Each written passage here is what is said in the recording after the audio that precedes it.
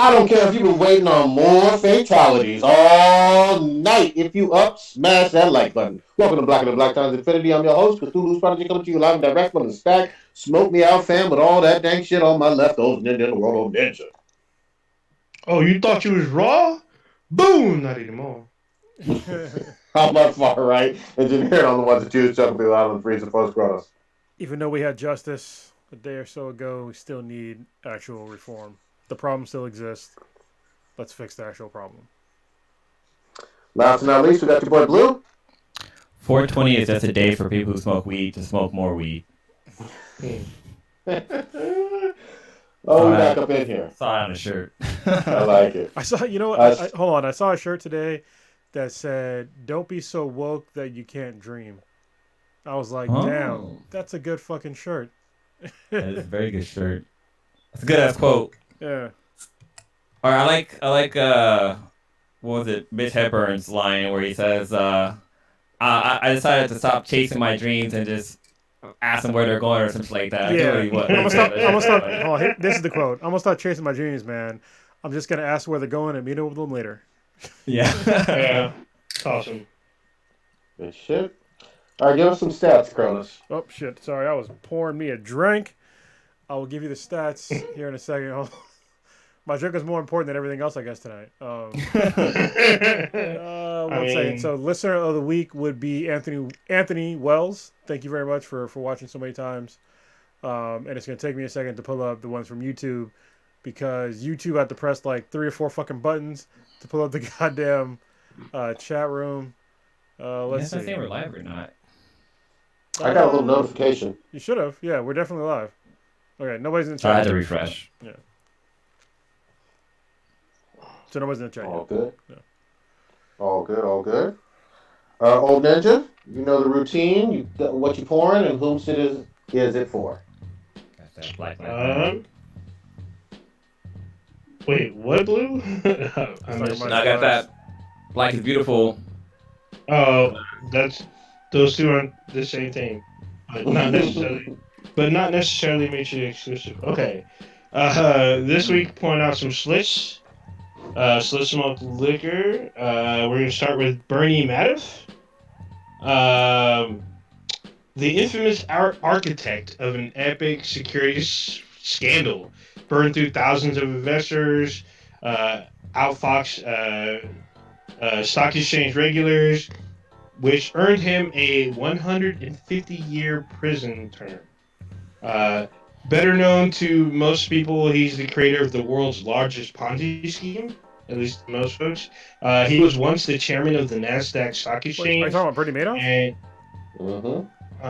Bernie Madoff, yeah. Or is it Madoff or Madoff? Madoff. Yeah, Madoff. Sure. But he had investment clients from Florida retirees all the way up to Steven Spielberg and Kevin Bacon. It is reported that an estimated $64.5 billion with the B were invested into his businesses, and he scammed. He ran this scam from 1960 until 2008. He died at the age of 82 in prison. Yeah, fuck that guy. I don't know why we don't need to give like a biography on pieces of shit for RPs. Like, incidentally, I mean, he is kind of a historic figure. I mean, he got away. I mean, yeah, he was a piece of shit. So is Hitler. I mean, he's a historic figure too, was. But I mean, he's a piece of shit. Just a point. I didn't put this on the list, so I'm just saying. Moving on.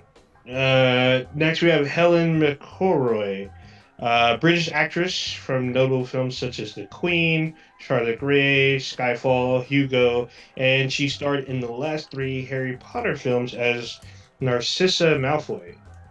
She is married to actor Damian Lewis, who currently stars in the show Billions. She was also an actress in stage, and she did stage acting from 1990 till 2016. During the 2020 pandemic, her and her husband supported a program called Feed NHS, which was a group to help give food to National Health Service critical staff from the high street restaurants. So I believe high street restaurants equates to high-end restaurants in Britain in British lingo. I was gonna say it's I'm NHS, not- then it was definitely She's definitely British. Yeah, no, she is. But as far as high street restaurants, I think that means high-end restaurants. I don't know if that's British lingo or High not. street could just be an actual like street in. Yeah. That's what I'm saying. Based on the lingo, I'm not 100%, but I'm gonna put that I don't in think there. that a high-end business would need help from. No. celebrity. She basically, her and her husband were taking food from high-end restaurants and giving them to Oh, okay. National Health critical staff. So that's why I'm assuming the high street may equate to high-end in American lingo. Her and her husband had donated roughly 1.1 million in charity in April of 2020 to help out during the pandemic. She can most recently be seen in His Dark Materials, Roadkill, and most famously in Peaky Blinders. She passed away due to cancer at the age of 52. God damn, that's young. And last but not least, we have Robert Ross, better known by his stage name as Black Rob. He was known for his 2000 hit single "Whoa." He was a bad boy rapper. His first appearance was on 112's remix of the single "Come See Me." Wait, what? Dude, I didn't know that. 112 is my favorite group. Remix, not on the original. Oh, okay. I was like, Yeah. I hear about that. In 2006, he was sentenced to 4 years in prison for grand larceny for possessing $6,000 of stolen jewelry. He's been plagued with health issues for quite some time, including diabetes and a few strokes. He posted a message on Instagram about the death of DMX about a week ago. He was reaching out to other artists saying he was near homeless and was in failing health, but unfortunately he passed away due to kidney failure at the age of 52. Every single artist, it seems like, that was associated with Puffy and Bad Boy, one way or another, does not seem to be doing well, years down the road, or is no longer with us. Mace found Jesus though, so Yeah, Mace had some lawsuits. Mace, He said still he got was. swindled. He said he got swindled. I mean, Lil' Kim is still with us, but I don't think that's that's- Little Kim though. I think that she's replaced enough of her body to not be Little Kim anymore. Yeah, it's Yeah. almost like that question. She's a It's almost like Thundercat. that question that Vision asked fake Vision about how, if you take the boards off a ship, is it still the ship? I think Yeah. they knew it. But I'm just saying, it seems like they all got some kind of off the hook shit going on. It's that Not a whole fucking. lot of them are doing well. Well, What is that? It's Illuminati. That's what it is. Yeah. It's Illuminati. He sacrificed blood sacrifice to be able to keep his fortune, I guess. Well, it's like one of those things I mean, where I find it really disturbing when I see African Americans literally stealing from other African Americans after they reach the top. They just decide to just go the whole, I'm just going to take over everything and not pay your fair wage, even though you're making me money. It's like some real fucked up conqueror shit, just like some. It's fucked up, and I wish it didn't happen, but it doesn't. It happens. It happens a lot when you see a lot of black artists that do shit like this, and it's fucking wrong, and they need to be called out on multiple occasions. Yeah, look, Diddy had a whole reality show about people making the band, right? A few seasons of it too. And he didn't make really anybody famous except for himself more money. He made money, fame. yeah. He Making made the money. I mean, he had one pop group that had maybe a couple of 3 hits, maybe. And Old then, Yeah. Did he create No, Old Town? well, he had Dream, the That's what little- his dream. The girl group. yeah, the girl group For a and then- short period of time. period of time. I mean, but Craig Mack. Craig Mack, What yeah, but happened? look, What happened to the umbrella bow tie dude? I don't think he's Bad Boy, was he? Get that. He was, well, I can't remember. His- I don't know if he was a singer, Yeah. Yeah, I I mean, don't think he was a singer, but he was like his chauffeur and butler type dude. yeah, I know he's called the Gentleman. I don't think he was Bad Boy, was he? I'm not He sure, was but I not mean, part of Bad Boy, but it was part of Puffy's entourage. maybe. I We mean, don't see that fool anymore. I don't know what happened to Young Jock. Danny the Kane was another Bad Boy group that fell apart. I don't know what's up with Foxy Brown, but I mean, some of the current artists are Janelle Monáe, Machine Gun Kelly, French Montana. So, in the Machine Gun Kelly, didn't Eminem kill him, or is that a different Machine Gun? I mean, he beat. Well, I don't think he killed him, but he definitely punched him into a different genre. Yeah. It's like, rap is dead because I am dead. I don't know what the deal is with Bad Boy, especially old school Bad Boy, but yeah, it's there's something there. I won't say exactly what it is, but Puffy seems to always come out on top. Well, Faith is still around, so I mean, I don't think nothing happened to her. I mean, she ain't making money. I don't. Is she still recording stuff? No. I feel like that's been a long time. No, it's been a while, but I'm pretty sure she has a reality TV show or something. Maybe. Yeah. I mean, best of luck to everybody. I don't know. Something doesn't seem right. I'm not saying with Black Rob specifically, but it seems like there were a lot of huge artists and groups under Bad Boy, and most of them, seem either angry about money, dead, or got a lot going on. Man, you see that? So if you're going to sign with Bad Boy, Prodigy is saying, watch your back. You might come up missing.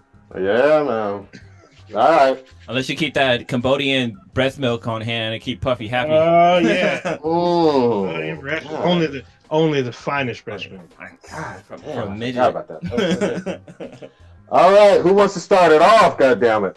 I actually want to start off real quick. I want to talk about beer because Carlos and I both popped open a drink and we showed it on the camera. But a shout out to Philworks. They have a milk stout. It's a hot chocolate milk stout. I don't like chocolate, but I love chocolate beers.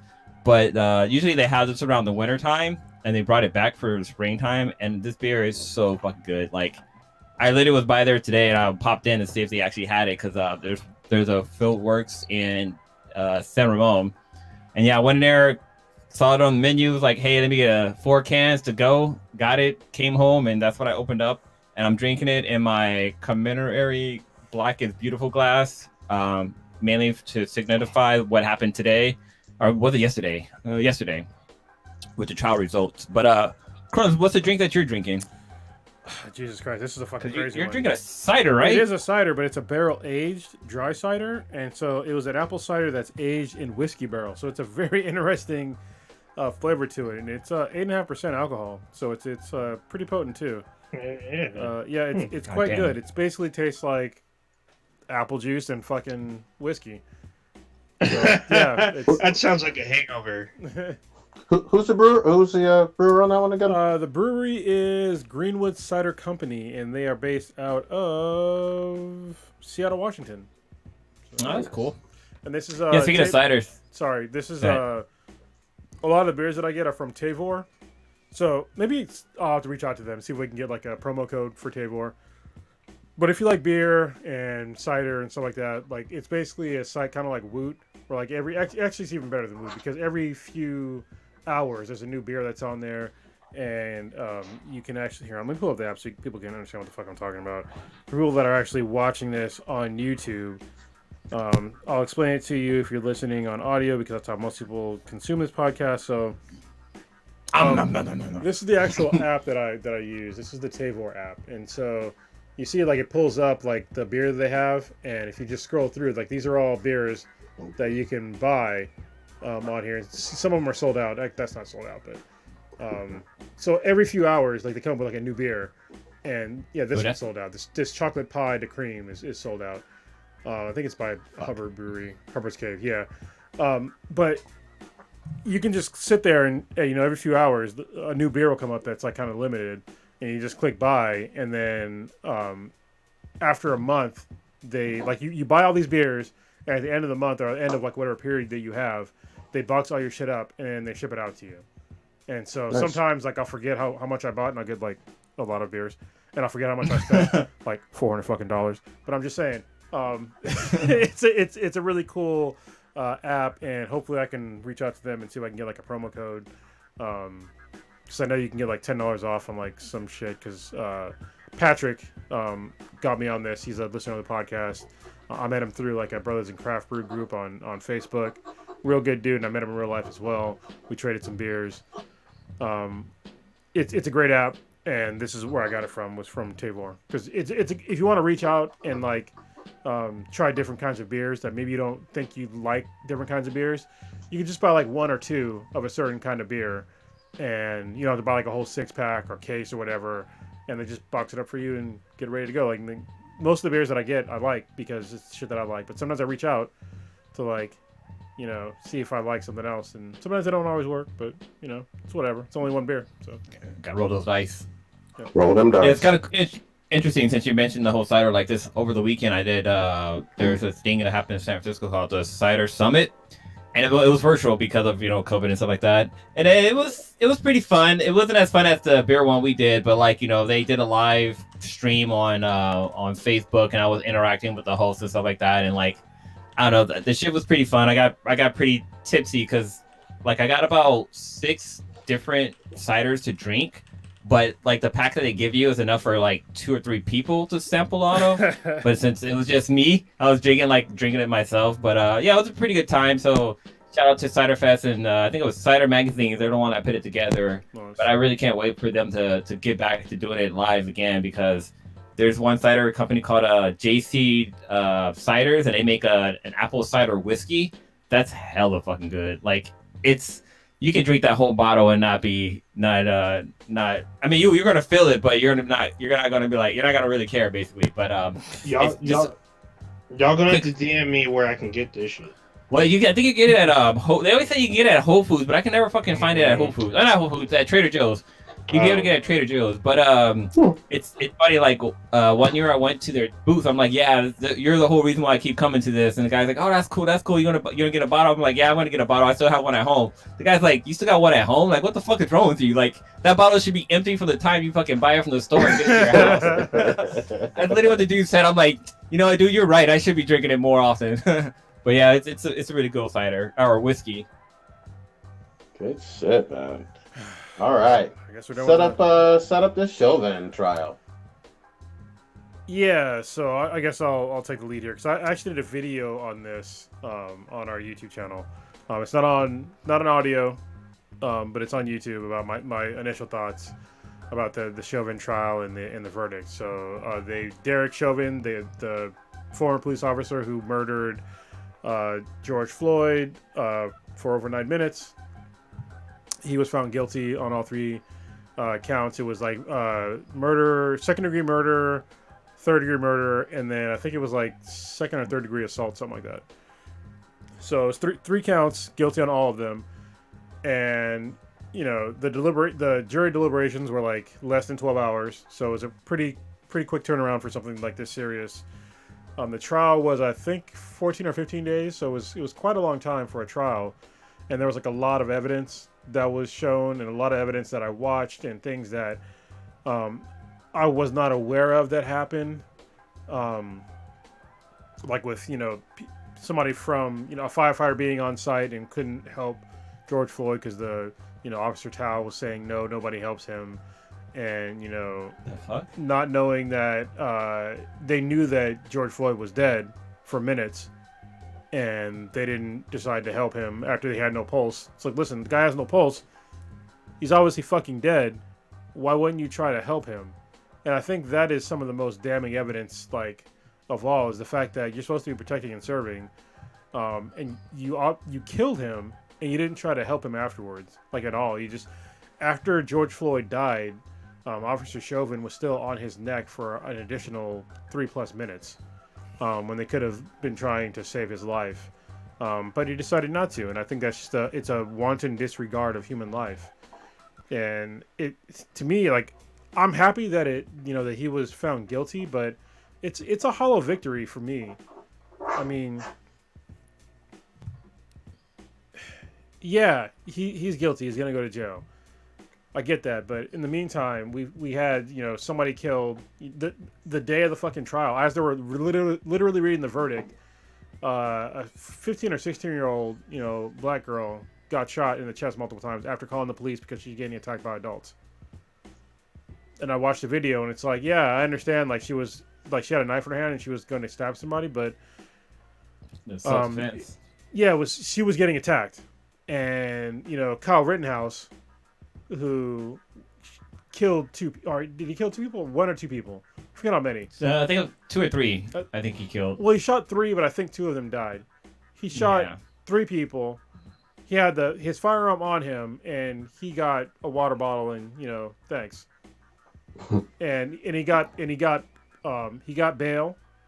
Officers put in for his bail, and he also broke his actual commitment of being on bail by not saying where he actually fucking lived, because he left where he was supposed to be, and he's still free. He's on bail but free. But it's like you're giving all this guy all these things, and like, so when I first watched the video, I was like, okay, well, she's got. When I first heard about it, and I was like, okay, there's certain instances where I think that police officers should use lethal force, which is when somebody is in danger, like somebody's life is in danger.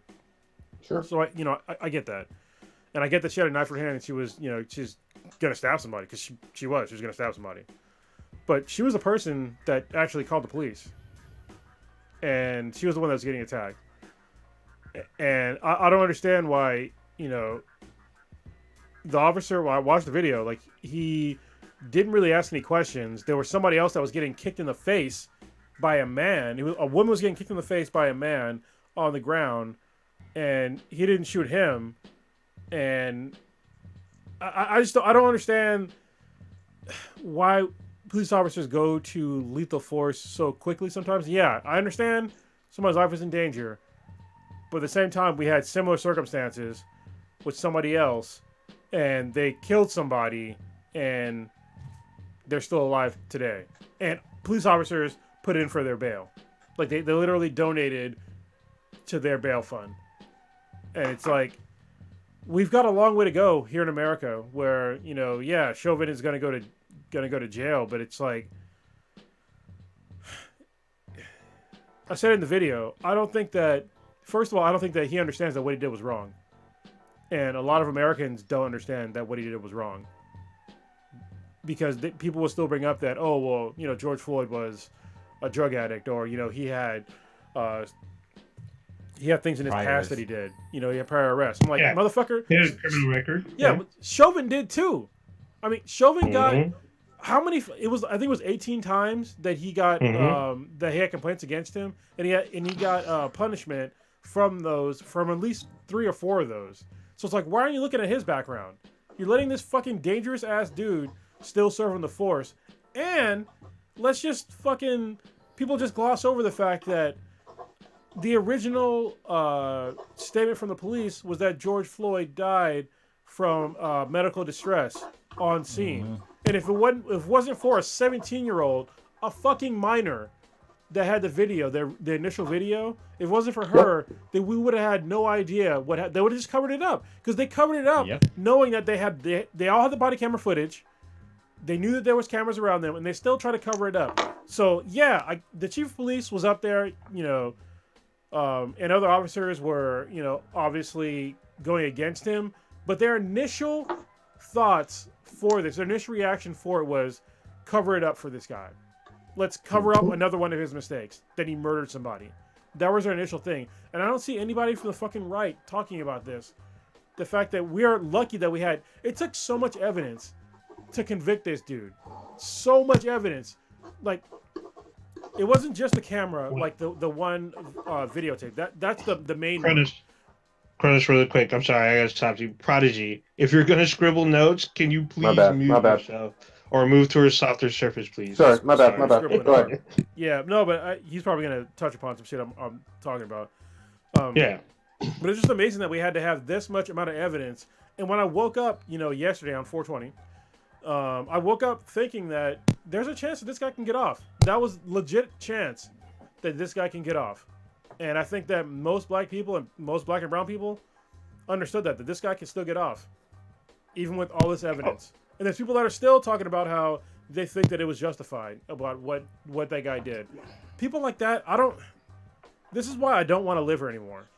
Because people have that mindset of, you can literally watch a guy who's handcuffed, already being physically restrained, and getting murdered in front of you, but to you, well, his past mattered.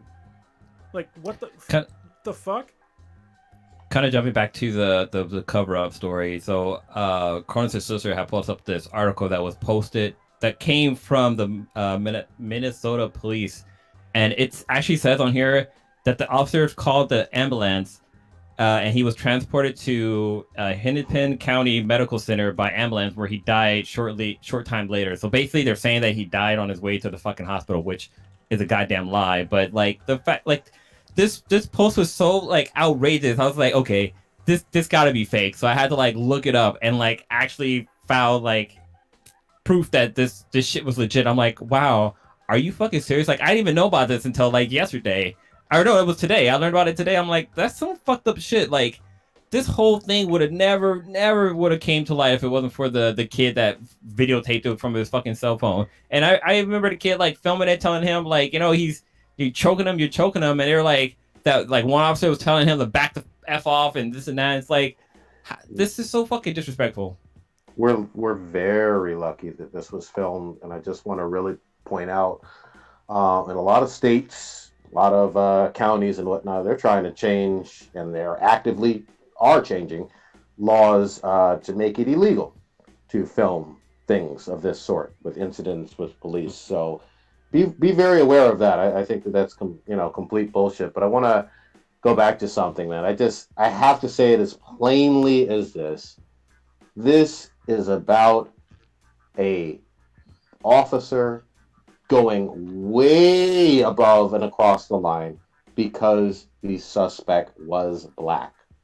It was over a $20, a suspected $20 counterfeit bill that we all know with that, I guess, liquor store, convenience store, or whatever it was. Nowhere in this did it warrant anything close to what Chauvin did. And I don't have any love for the other officers that just stood by and watched this execution either. Yeah. You know, this was absolutely egregious. I'm glad that there was a guilty verdict, but I just got to really plainly say this. Martha, like I've mentioned multiple times on here, convicted felon Martha Stewart would not have been treated like this. Oh, of course not. No. Oh, Martha Stewart, as well as was Lori Loughlin and Will and Mitch Macy's wife, Felicity Hoffman, both convicted of felonies of scamming people, taking bribes to get their children into universities across the nation, millions of dollars, or maybe, well, collectively millions of dollars, but still, they weren't treated like that. They were escorted to their destinations. What was that one shooter who, like, the officer stopped and got him a fucking cheeseburger or some shit? He was a mass murderer. Guy? He was a mass murderer, and it continues to happen when you see these mass murderers that we know definitely killed people, and they take them in nice and peacefully. You know, they don't sit there. You know, they don't put their knee on their neck for 9+ minutes and then pretend that that's normal. Like it's crazy to me that we live in this country and people are so divided on like basic facts. Like people didn't even really watch all the evidence that happened with the Chauvin trial. I watched most of the evidence being played out. It made me even more angry because there was so much shit that went wrong on that stop. Like the fact that they just rolled up on a guy who was suspected of a counterfeit bill, and they just had their gun out immediately. They put their guns in his face immediately. For a fucking fake $20. Like what the fuck? Like why would you do that? Like that doesn't even make any fucking sense to me. It's not a violent crime. It could have been a fucking mistake, because I don't know if every single bill in my wallet is counterfeit or not. I don't. And it should have been something like, hey, they say that you gave them a fake $20 bill. And it should have been like an easy resolution, or a ticket at best, a ticket. It shouldn't have to go anywhere near what it went to. And people are like, oh, well, he was high. Oh, well, blah, blah. Listen, if I stick a gun in your fucking face, how are you going to act? And yeah, there was drugs in the system. But guess what? The vast majority of Americans have drugs in their system at some point in time. Well, let's just call it what it is. I mean, drugs are irrelevant, and this is what the trial proved, to his death. That's all. That's all I care. Did any of that crap lead to his death? No. Did No, didn't at Children one did. point didn't at one point they said he had COVID? he did. I remember somehow. No, he did. He even talked about it. If you actually watched the video, he talked about Okay. how he had COVID. Like he just recovered from COVID, and people were thinking that he died from COVID. It's like, no, you don't fucking die from COVID. Come on now. Like it's Come so on dumb. now. And the whole doctors broke down the whole he was on drugs thing because people were saying that even fucking stupid ass Candace Owens was talking about how he had 3 times the lethal amount of fentanyl in his system or methamphetamine. No, he didn't. The doctor. This is how I know that stupid ass didn't watch the actual trial because doctors broke down the actual drug amounts that he had in his system, and it wasn't enough to kill anybody. Yep. So she didn't. People like that need to just shut the fuck up. Because, Yeah. like, It's I understand that it's hard to have, cognitive dissonance is a real thing, but you need to like wake the fuck up and actually do the research on what the fuck you're talking about, and like see all the evidence and then come to your conclusion. Don't just give your initial thoughts and then ignore all the fucking. The trial was 14 fucking days of evidence, legit evidence that you can look for yourself and watch. Yeah. If you don't believe in any of that, then you're a fucking fool. You're a fucking fool. It's interesting, like listening. Like I showed you guys a video of her talking about the whole trial and all this different stuff, and she talks about all the media this and the media that. It's like, bitch, you fucking work for the media. Like you're part of the fucking problem yourself for one thing. And then she talks about how like the jury and stuff was like pressured and stuff like that. So I'm like, okay, so you're saying that our legal system is fucked up. That's what you're clearly saying. And so this officer who isn't a bad guy actually was doing good. So you don't think that the fucking the police department isn't bad at all? You don't think everything's perfect? Like, come on, bitch. Like, you didn't get the fucking program. Like, I would like to see her get pulled over in like Compton or something like that, and like driving like a bucket and see what the fuck happens. No, not in Compton. She needs to get pulled over in like Virginia or North Carolina for fitting the description, and then see how she changes. The judges in all of these types of trials to tell the jury, you need to abstain from all forms of media. You know what I mean? In terms of you can't be looking at the nightly news or whatever. Like that, being part of a jury, you get very specific instructions on what you can ingest from a media standpoint and what you can't. So I don't want to hear that bullshit. Don't the lawyers like they pick their jurors and stuff like that? Don't they try to find people who like are that will be on their side? During jury selection, they will pick. Each side has a right to pick and dismiss. So if the prosecution picks people that they feel will vote in their favor or side in their favor, the defense can dismiss them. They're allowed a certain amount of dismissals until they have 12 jurors, until they go to trial. Furthermore, what Prodigy was saying, in high-profile cases, certain judges will do some kind of like embargo where like, hey, we need to confiscate your technology. You can't have a cell phone. You can't have a laptop. You're going to be in this hotel for 2 weeks. Do whatever you need to do and let people know you're going to be missing for 12 weeks for high profile. I think the OJ trial was one of those that they did something similar. I'm pretty sure they did something similar for this case. Each state also varies on what they're going to do and what they're not. They want the jury to not be biased and be influenced by outside sources. So even when you're doing the jury selection, they tell you do not research the case, do not use your phone inside the courthouse. They will warn you. Some places will confiscate your stuff. Some of them may even like have a cubby hole or something. I can't say exactly. Each county is different, so high profile cases are definitely, they do what they can to prevent basically a hung jury. Yeah, this is like the crazy thing for me is that obviously, I watched the original video, like the whole thing from the cell phone video. So I would have been what's considered biased. But even if they did pick me to go on the jury, I could have been, I would have been open up to like, different points of view. But every single piece of evidence that they showed in the trial made Chauvin look more and more guilty.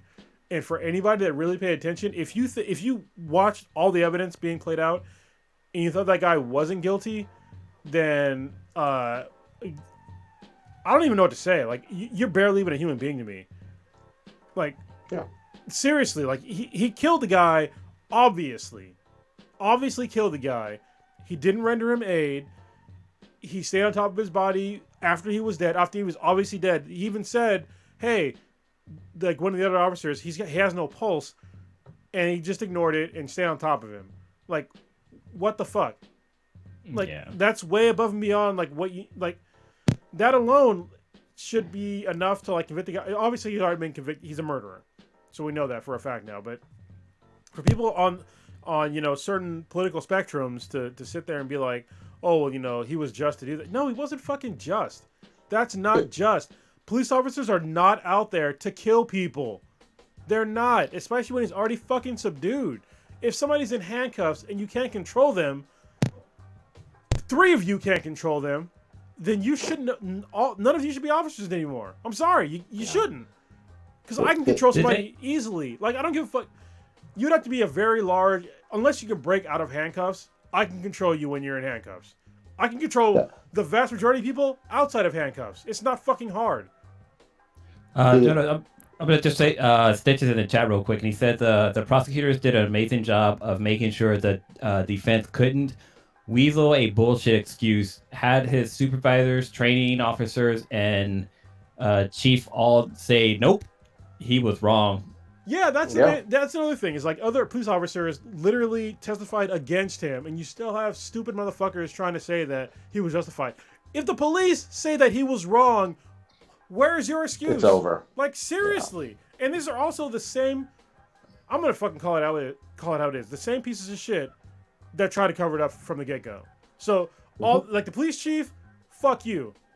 Like, seriously, yeah, you're doing what's right now only because you have pressure on top of you. But your initial fucking story that you put out there was that George Floyd died in a fucking... He died of medical issues. To the hospital. Yeah, on the way to the hospital. You fucking lied, and your department lied. So fuck you and your fucking bullshit. Now that you're trying to come out to be the sort of hero, but you and your whole department fucking lied. So as far as I'm concerned, you could all be fucking fired and replaced with somebody else with fucking morals. I'll say this, I mean, and we're all justifiably angry. It's not political at all to me. This is pure and simple anti-black racism in terms of you making excuses for a murder. This is now, like you mentioned, he's been convicted. This is open and shut. But there's still people out there defending him, defending his actions and whatnot. And I'll also say this: none of this is worth it for defending this one guy. This one piece of shit is a danger to the entire country. Wherever he is a danger and a threat. So him being behind bars, it's not something to weep about. It's not something to mourn. Him getting convicted, I'm sorry. It definitely isn't worth it. It isn't even worth, and I'll even say this: it isn't worth the incredible backlash that was going to happen if there was a not guilty verdict on all 3 accounts. Well, if there was a hung jury, that would have been something else too. Yeah, I mean, I'm really glad for overall safety of the entire country and just calm in general and just rational thought that he got convicted. Well, it would have been it wouldn't have been worth it, and it would have been all bad if the jury had just been like, nah. No harm, no foul. Well, that's one of the weird things that people like Candace Owens were saying. People that don't know who Candace Owens is, she's a person of African descent that is a right-leaning person, and she is just a parrot talking point for like any single left or right-wing view that you can possibly think of. And she was first to say that George Floyd is not a hero. Nobody said he's a fucking hero. He got murdered. He got fucking murdered. We said he was a victim correctly. Yeah, that's not what we said. Of murder. Like nobody's saying that he was a fucking hero. He's not a perfect guy. Like, yeah, he had issues in the past. I get that, but he didn't deserve to get murdered, especially in the manner that he got murdered in. But these people just they're just missing the point. And they don't even realize like how racist. I don't love. It's very enlightening to me how these people are, and I'm saying these people in the most disrespectful way I can. Those people, how their racism is just bubbling up, like they're saying like Anglo-Saxon traditions. That's white supremacy. In other words, like or you got your justice. Yeah, you got your justice. That's what Tommy Lawrence fucking fake ass said. Even though they're trying to tag it as a leftist justice, you know what they're really trying to say. You know, trying to say that N-word got what he deserved. Yeah. And exactly. y'all better not get too uppity. Yeah. And all that other stuff. That's what it really is. She was like, Foot Locker had better be safe, and all this had better be safe. And then she tries to clarify. You had a congresswoman say that the Black Lives Movement is a terrorist movement, and people are afraid to go outside because of verdict, basically because of terrorism. I'm like, are you serious right now? It's kind of funny because like I wanted to call her an Uncle Tom, but like the fact that I read a book that talked about Uncle Tom and how awesome of a person that Uncle Tom is, it's like I can't even call her that. Only name I can think of is Uncle Ruckus. Yeah, she's just a fucking Uncle Ruckus. I would like to sit down with her. So Joe Rogan said he's had her on a couple of times. I think maybe 2. I think he's done with most grifters right now. But he had the first time he had her on it was like so embarrassing. They had a normal conversation up until it came to climate change, and then she just like her clownishness just came out of how she's used to just like really quick talking points and like sort of the Gish Gallop sort of deal. And once he like actually broke down like what do you mean about climate change, he like got in the weeds of it. She had no idea about climate change. She's a fucking moron. And the fact that it's easy to like speak in talking points, and just like give the quick little jabs, but when you have to actually have a conversation with somebody and break down your actual ideals, she falls the fuck apart like fucking leaves in the wind, like dry leaves in the wind. Like she has I don't even know why she has a platform. She's intellectually fucking weak as fuck. Obviously I'm way smaller than she is as far as like the global view goes and all that shit. But I would be glad to sit down and have a conversation with her about George Floyd and the Chauvin murder. And I can almost guarantee you that I would fucking eviscerate her on actual facts, because she's sitting there, especially now, on just right-wing talking, on what right-wing, shows and shit like that, just saying what the fuck she wants, and just letting her say, "Oh yeah, it sounds great. You sound great," but she's spitting out fucking nonsense. And the fact that you're just around there with a bunch of yes men, and they're just giving you a fucking platform, your views are fucking wrong. You need to recognize that. Like my views before have been wrong. Once you recognize that your views are wrong, correct it and realize what the fucking issue is. It's fucking you. Yeah. I know this won't happen, but I like to see her, Candace, and oh god, what's the girl's name? The hot Latin black chick that's in Congress right now. What's her name? It's AOC. I wouldn't pick AOC. Yeah. No, I'm talking about like have them like have a debate, or maybe I don't know if they still did MTV Celebrity Deathmatch. I like to see those two go at it. No, I mean it would have to be a long conversation. It would have to be like more than an hour to like really break down like actual views. Oh, who needs to be on there is Soledad O'Brien, because old girl, she had. If you don't know who she is, she was on CNN. I don't think she's on there anymore. But she had a huge documentary. The first one was Black in America. It's like I think 4 or more part miniseries, like docu-series. And then she also did like Latino in America. Because I think she's mixed. I believe she's mixed. I'm not 100%. Soledad but O'Brien? She did. Yeah, Soledad O'Brien. She has like another like same length docuseries on what it's like to be black and brown in the U.S. And she travels throughout, and she spoke throughout 2020 about a lot of social justice issues about what's going on, especially the George Floyd murder, and I think Breonna Taylor as well.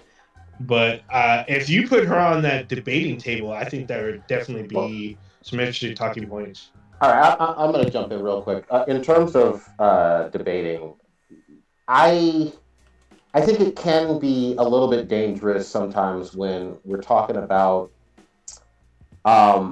really extreme racist views, giving that a megaphone basically. And I don't care that Candace Owens is black. She's had a whole lot of anti-black racist views. I'm fine with talking about policy and taxes and all of that other stuff and military spending. But when you get into not even dog whistling, but just blatant, I don't like said individual, and I think said individual was justified to be killed because they were black, that bothers me. And I don't like giving them any type of promotion because they benefit financially from being book sales, appearances, all that other stuff, from spewing that hateful stuff. And the hateful stuff has real life fucking consequences. That's me. Like I was kind of, I didn't want, like the video I shared to the group, I didn't want to share it just because that's fucking 4 clicks that she's getting to her fucking YouTube channel, which means profit in her fucking pocket. Yeah. But it's fuel for us to talk about, so I was like, I gotta share it. Yeah, and again, I also want to just say quickly too, we mentioned Tommy, and there's Tucker, there's a bunch of people that have been semi and overtly defending really Chauvin and what he did, this murderer. Fuck all of them. That's some complete bullshit. Even after the conviction, you know who you are. You're a shitty fucking human being, a shitty racist human being, and you don't belong in society. You definitely don't belong on the radio waves and all that other stuff. When I went off on a few weeks ago when Rush Limbaugh, it was for this type of shit. It was for just blatantly any type of situation where a black person is a victim, you flipping it around when that victim had it coming. That victim shouldn't have had his pants sagging, or that victim shouldn't have had rap music in his ear, or a can of Skittles, or whatever the fuck, or a can of Skittles, a can of iced tea, a bag of Skittles, whatever the fuck it is. You can get a can of Skittles. Excuses for someone. You can get a can of Skittles, you say? Yeah, Skittles. It's not big, but still. Yeah, I think stop making excuses. Yeah. Stop making excuses. When something is blatant and to any average person, this was nothing but a murder. And if you take away the badge, you wouldn't have any problem. 99% of the people wouldn't have any problem calling this a murder. Again, same actions. Take away the badge. Let's say he's a bodyguard or a nightclub bouncer or something, and he does this stuff. Has a concealed carry thing, and puts his knee on the neck. It's painfully obvious that it was murder, and I'm glad the jury found it as such. Did they bring up the fact? I mean, there were also many fucking rumors going around, but did they bring up the fact during the trial that I know they said that George Floyd and this guy used to work together, like they were bouncers or some shit. Did they bring that up, or is that just fucking urban legend type shit? I think it might have been bullshit because I read the same thing, but it was not brought up in the trial as far as I know. Oh, okay. But yeah, the whole I just don't understand how you can watch somebody getting killed like that and be like, oh yeah, it's good. Like, I don't what fucking mindset you'd be in to think that was okay to do. That's what you expect from your police officers, is to kill somebody like that. I know what their mindset is. Their mindset is that this person, George Floyd, is labeled as a criminal, and a cop did something righteous by basically taking out a criminal. That is their mindset. That's what they think, that a criminal did something and the cop stopped him. Bullshit, man. I'm sorry. I gotta call you on it. It goes back to this. We all know they don't have that sentiment for Dylan Roof. They don't have that sentiment for the Asian massage therapist killer. You know what I mean? There's plenty of white criminal mass killers that they don't have a problem with. This goes right back to George Floyd's fucking skin color and ethnicity, and him being black.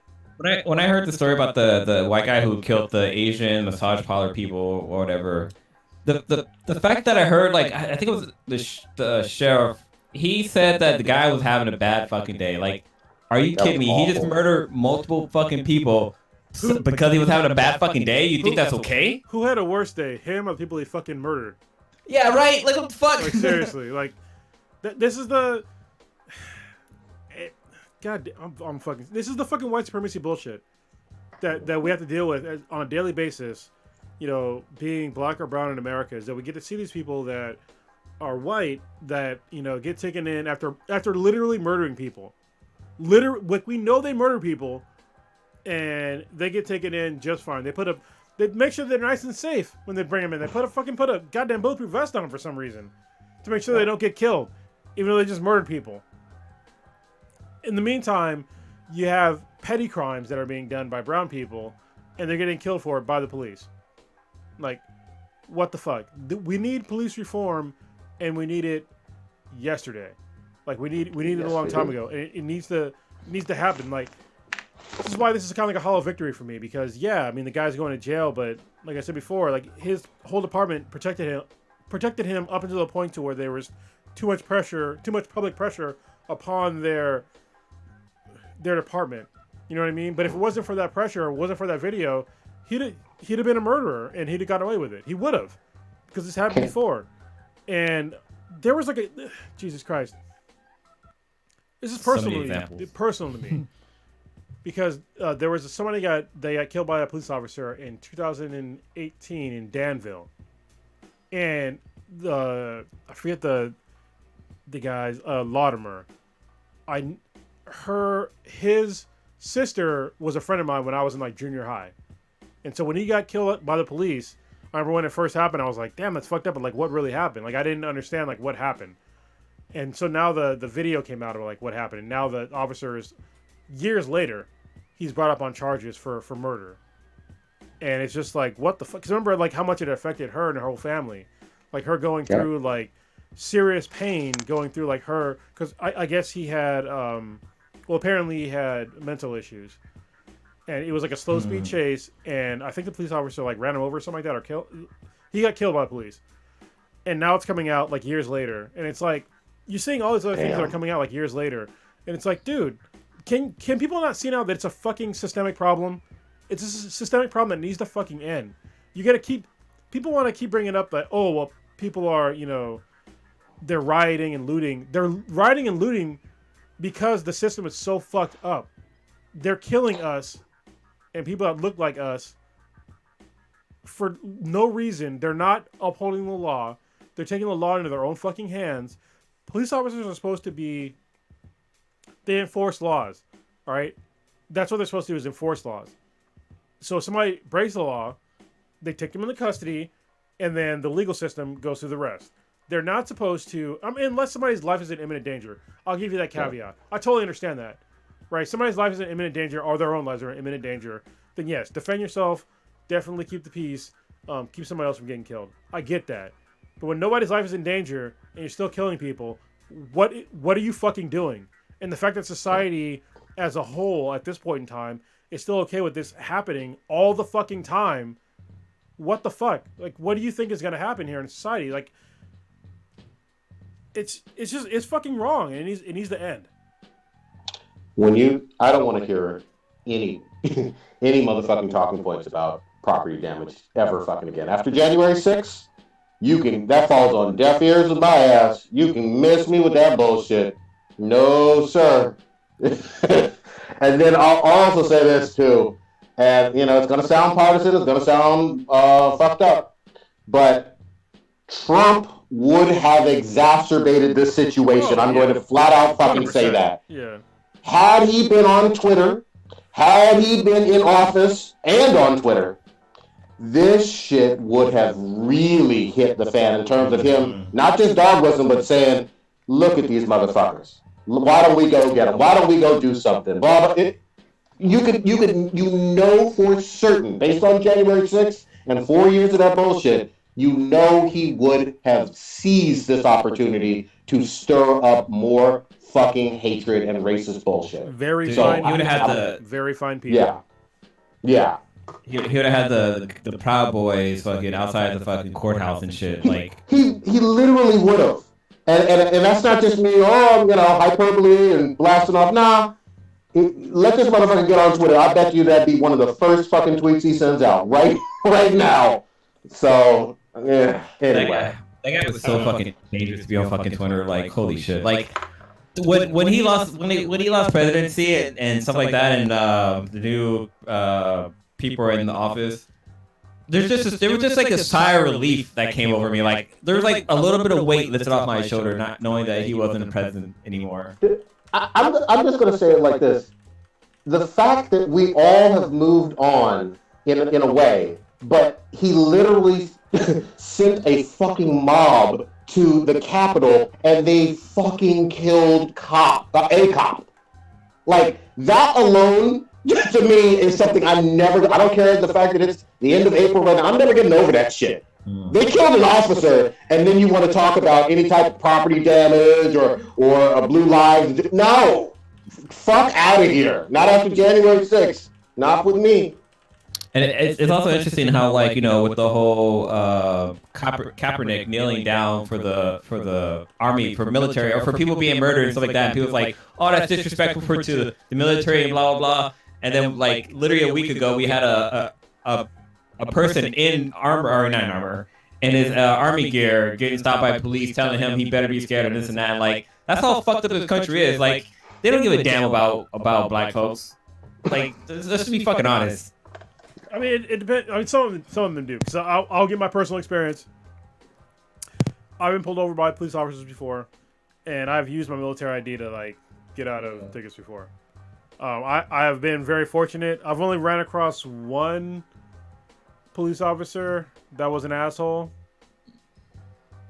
and that was basically it. He gave me a ticket for, like, having tinted windows, and he tried to say that I can give you a ticket for not having current registration, but it was in the month when registration expired. So it's like, no, you can't.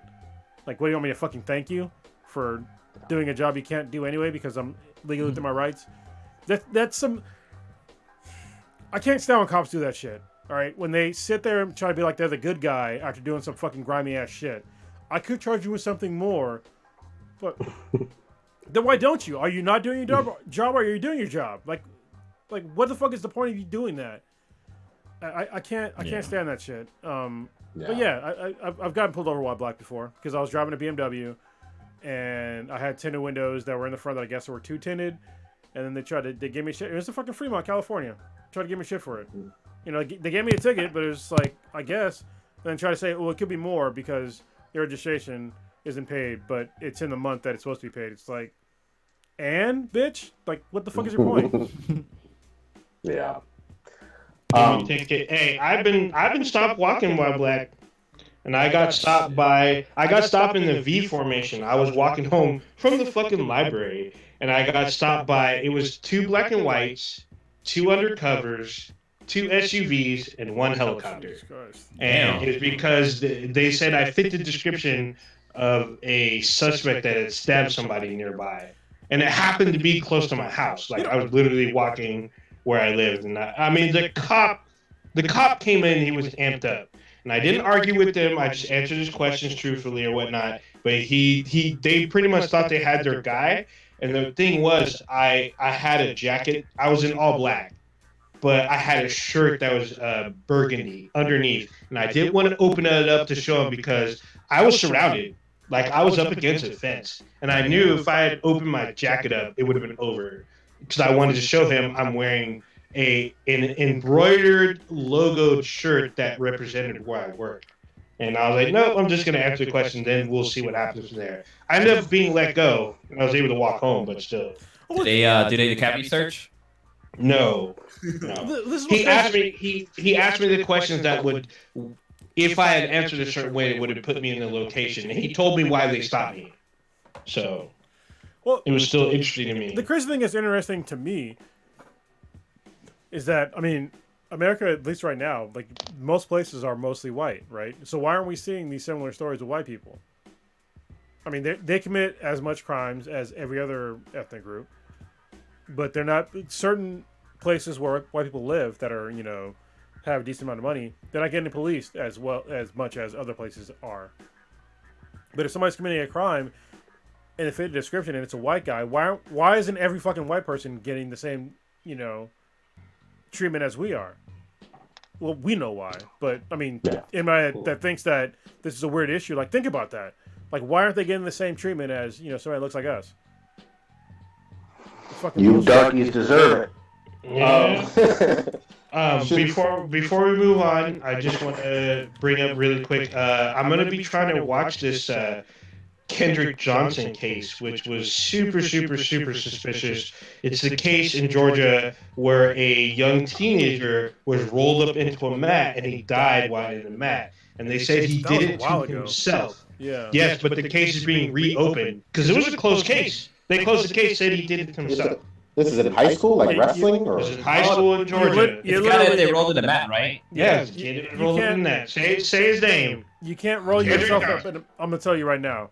You cannot roll yourself up in a mat and then die there. A gym mat, no less. With your arms inside, it's literally fucking impossible. That's wild. That's wild. Well, hold on. I'll give you a caveat. Unless you're on a hill. Maybe you can go on a hill. Probably not, though. I'm just saying. No, I think even at that point, like once you get to the bottom of the hill, your momentum's gonna unroll you. Well, it's just like in the momentum of like grabbing like the inside. Like this is very unlikely, but it could probably happen. Maybe, probably not. But it's just it's fucking. Wasn't he stacked onto like he was stacked on top of more mats, wasn't he? Yeah, it was as if someone like stored him, but they were saying that he did it himself, and then they put mats away, and nobody knew that he was in there. I'm like, somebody rolled his body up in there.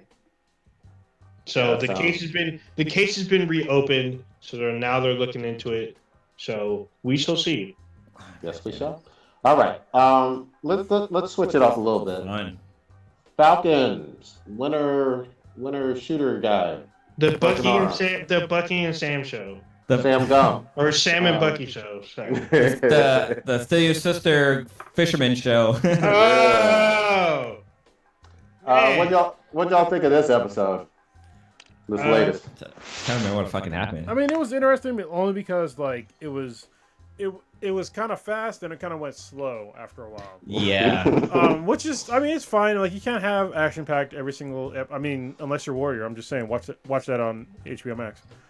But every now and again, you have to kind of like slow things down. But it had enough like substance to it to where I was still engaged.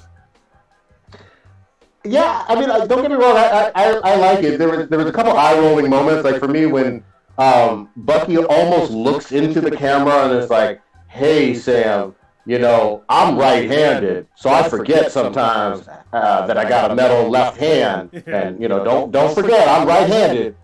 The left hand that's metal is not my dominant hand." And then like 5 minutes later, he's literally playing fucking frisbee with his left hand, catching and throwing with Sam with the fucking shield. And I'm like, motherfucker, why did you look into the camera and tell me you were right-handed this whole fucking time? You catching and throwing with your left, and he's doing it basically as well as Steve used to do it. So I'm like, motherfucker, this. Sometimes I'm like, come on, y'all. I mean, there is such a thing as being ambidextrous. No, motherfucker. No, he looked into the camera. He looked into the camera like I'm doing and said, "I am right-handed, and I'm not into. I forget I have my left hand." Basically, I was like, "Come on." Well, he forgets it because if you're right-handed, and you try to catch and throw with your left hand, it's awkward. You know that. Oh, it is awkward, but it doesn't mean it can't be done. If you don't shut the fuck up.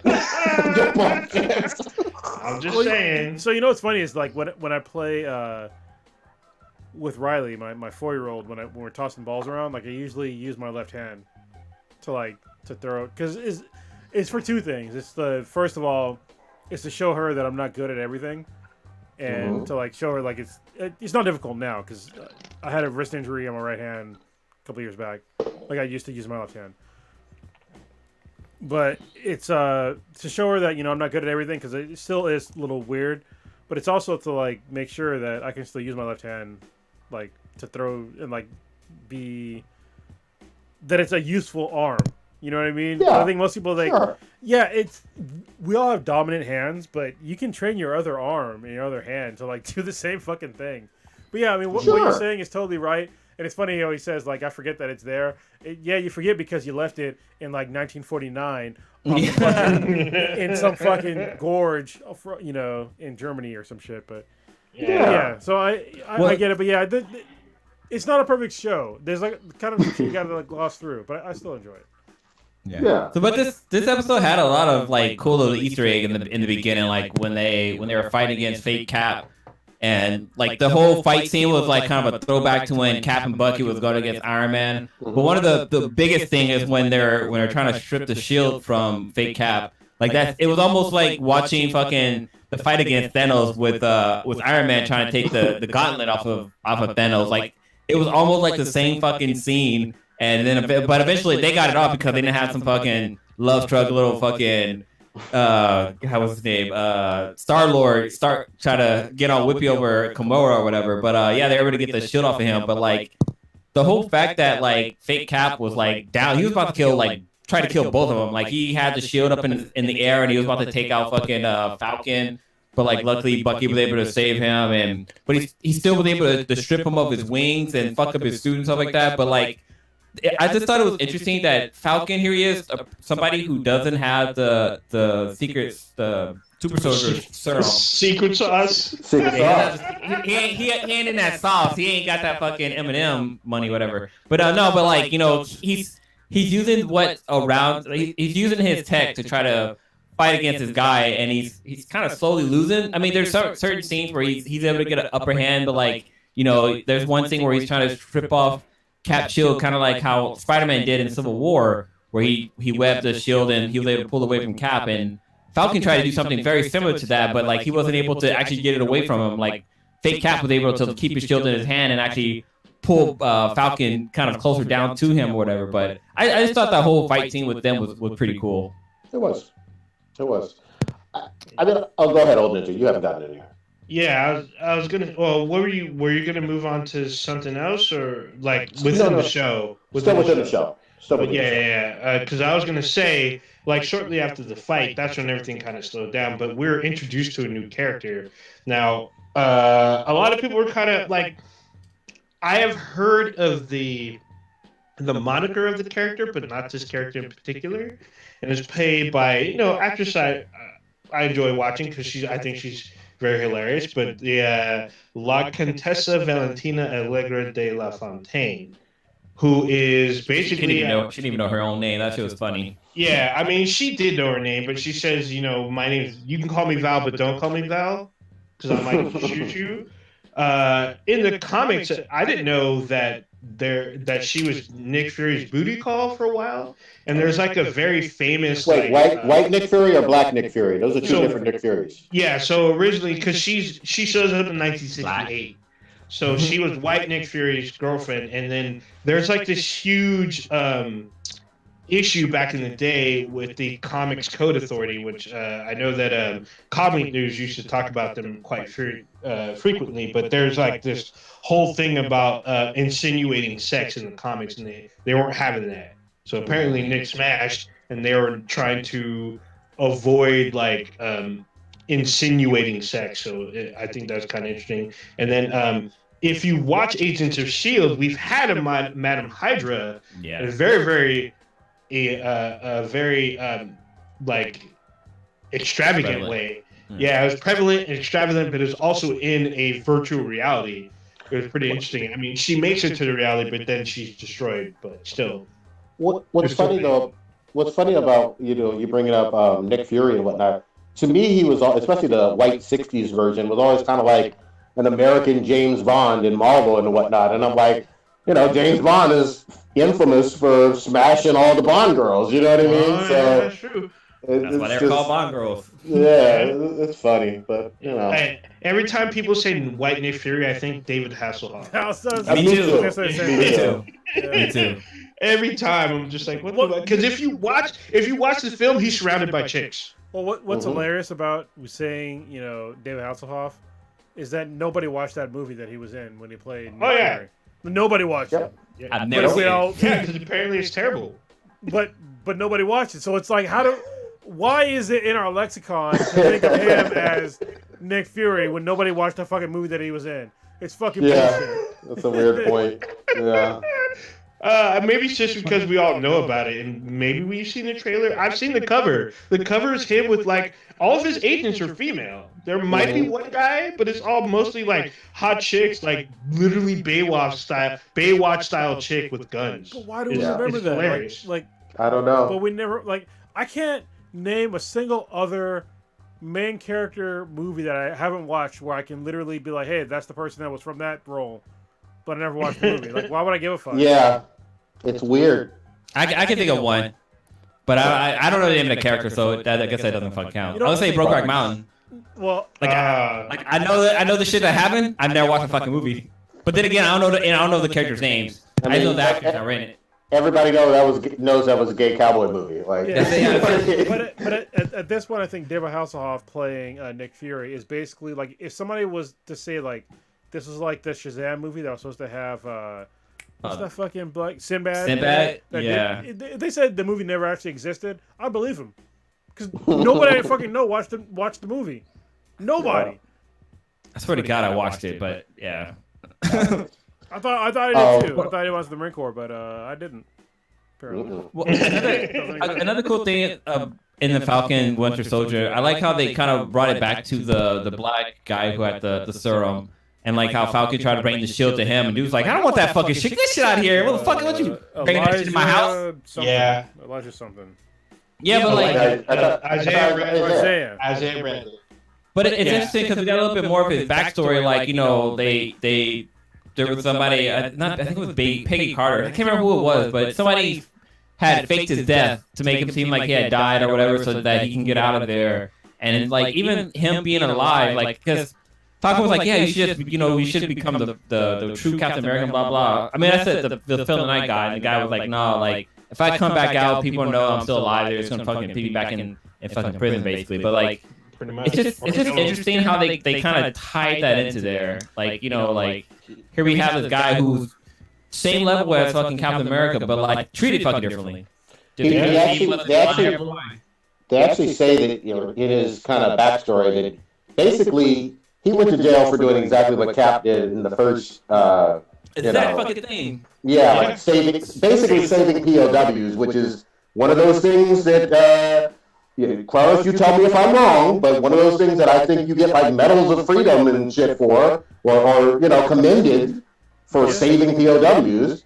Well, even Fake Cap got medals for saving people. Like I think some of the medals that he received was for him and such and such saving people. He has a lot of medals. Well, you know, he does have a lot of medals. What's crazy to me is like coming back to like racist America. Is that people are like, oh well, Marvel and Disney are going so woke movement now. But it's like, motherfucker, this is like not new. Isaiah Bradley is not a new character in Marvel. Nope. Neither is U.S. Agent. Neither is a whole like the fucking X-Men are. Hey, here's a newsflash, racist stupid asses. The X-Men are based upon the Civil Rights Movement. Mm-hmm. Professor X is supposed to be Martin Luther King Jr. and fucking Magneto is based upon Malcolm X. So, like, shut the fuck up. Also, Steve Rogers punches Nazis and doesn't like fascists. Yeah. Like, literally, I think the first appearance of him on the cover is him punching Hitler. Yeah. That's his first image. But let's be clear that there have been politics in comics since comics. Oh, we're talking about that? Oh, that. I don't get that. Well, comics got big because of like wars in America. Mm-hmm. And it's funny because same thing with like manga. Like manga became popular after World War II. Mm-hmm. It's because people, you know, you want to escape reality when it comes to like wars and shit like that, and so it makes sense to have like some sort of media to do that. But yeah, people. I was gonna say same thing to pick up back off of you. Godzilla and Akira are based off World War II, pretty much. Their influence is based off of that event. Yeah, but people just they don't get it. Like they think that if my life is sanitized and seems normal, then as long as it seems normal to them, then fuck everybody else. I think it's about time for America, like most Americans, to wake up and see that, first of all, other Americans that live here are treated as second-class citizens, and that more importantly, like beyond that, people in the world are affected by what we do here in America and how America treats other countries, and that is very important as well. But we need to get past the conversation of like Americans getting treated as second-class citizens first, and then the way that America affects the rest of the world, unfortunately, second, because I don't think we can get to the second point without addressing the first point. Yeah. But I would like to see it happen all at one time, because, like, if you look at, can we segue a little bit for a second? Okay, sure. Yep. So there's a comic that I read that came out a couple of weeks ago. It's hard for me to tell because my comics are a little behind. This is the comic. It's called Home. Oh shit! And I've been seeing this all over Twitter. Yeah, it's really good actually. Is this Image? It is an Image comic, and I picked it up because just like the cover of it. If you look at the cover, I was like, oh, so this is probably about like immigrating. Hold on, let me pull it out of the fucking. There's a lot of glare. Yeah, it's too glossy. Yeah, because I keep my shit in bags and boards, unlike a savage named Prodigy. After I read it anyway. I like to nut on the paper. Yeah. Oh. That protects it. This is the Keep it actual, sticky. This is the comic. This is issue 1 of Nice. Home, and it's by Julio Anta and a bunch of other people. Well, like Jesus Christ, Anna Weisencheck. You glossed over them people like they wasn't shit. Well, I mean, listen. Anna's like last name was like there's a lot of fucking non-vowels in there. I'm just saying. Brian Valenza, Hassan Atsumane, Allahu. I'll probably fucking murder you. All of your last names. I'm sorry, but your comic is significant, and I liked it. I'm glad that I picked it up. I picked it up because I assumed that it was going to be about immigrating to America, and it is. It's about a mom and a son that are immigrating from Guatemala to America, and it starts off with quotes from, I believe it is President Trump, about when they had the whole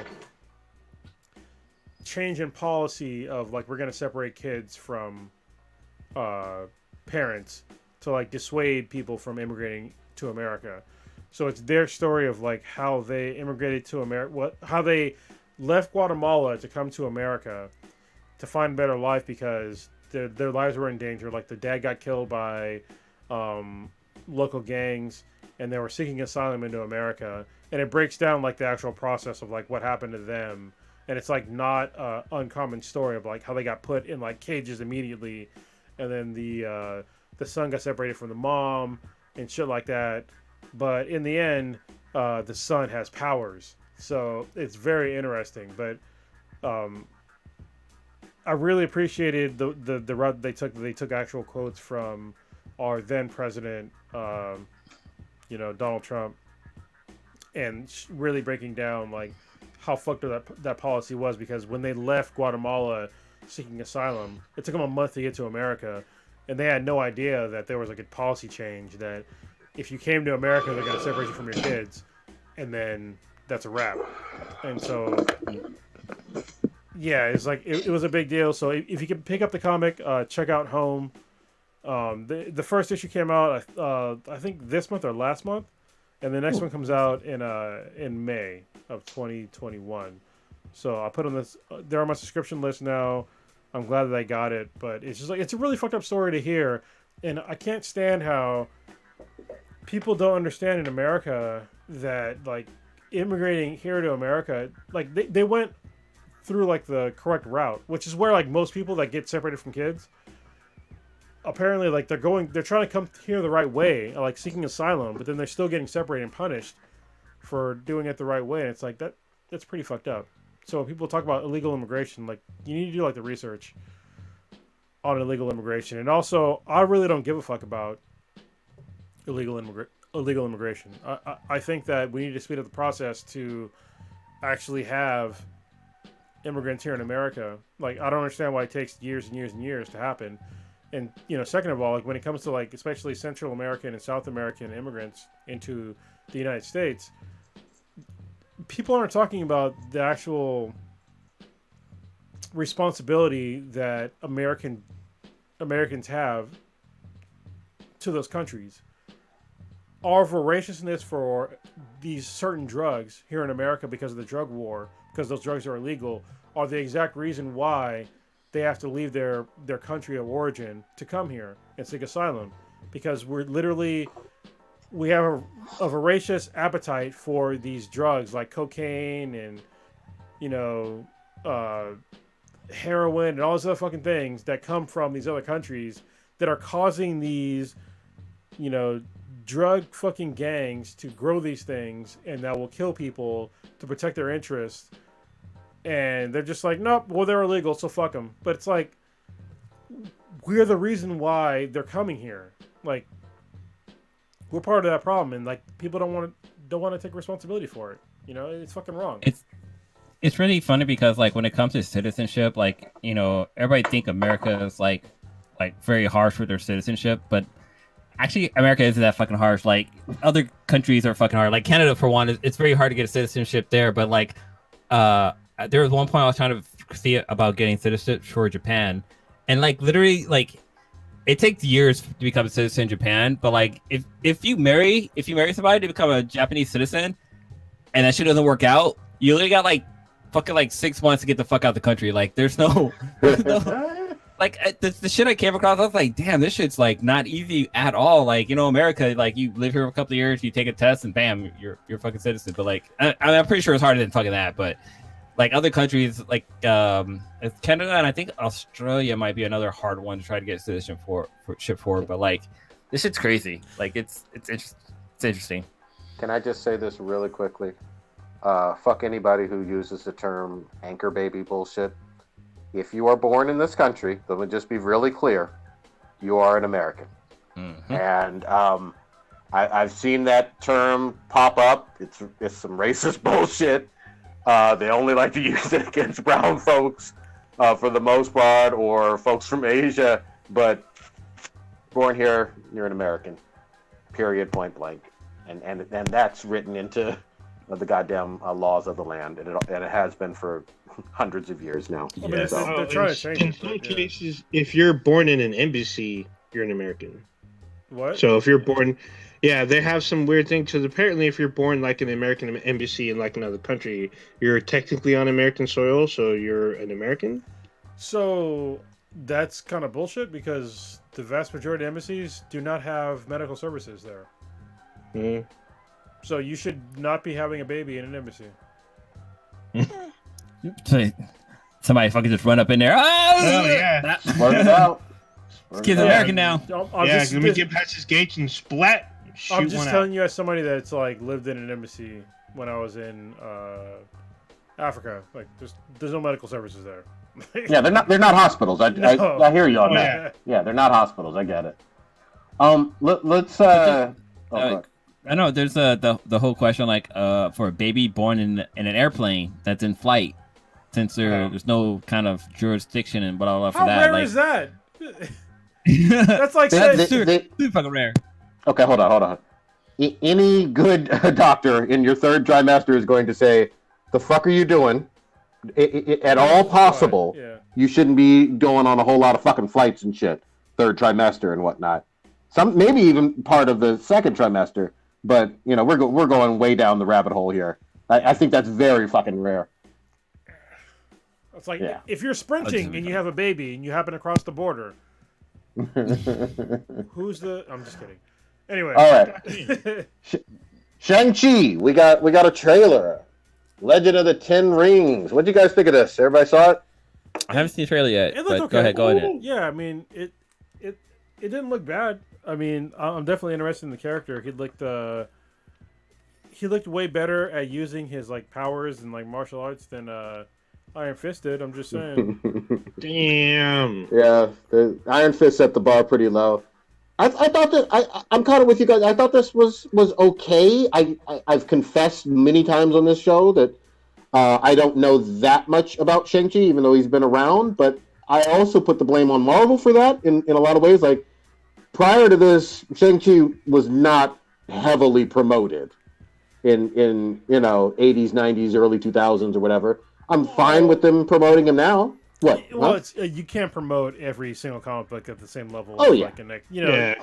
Of course. Yeah, no, I get that. I'm just saying, like, for factually, he wasn't fucking Spider-Man. Like, Yeah.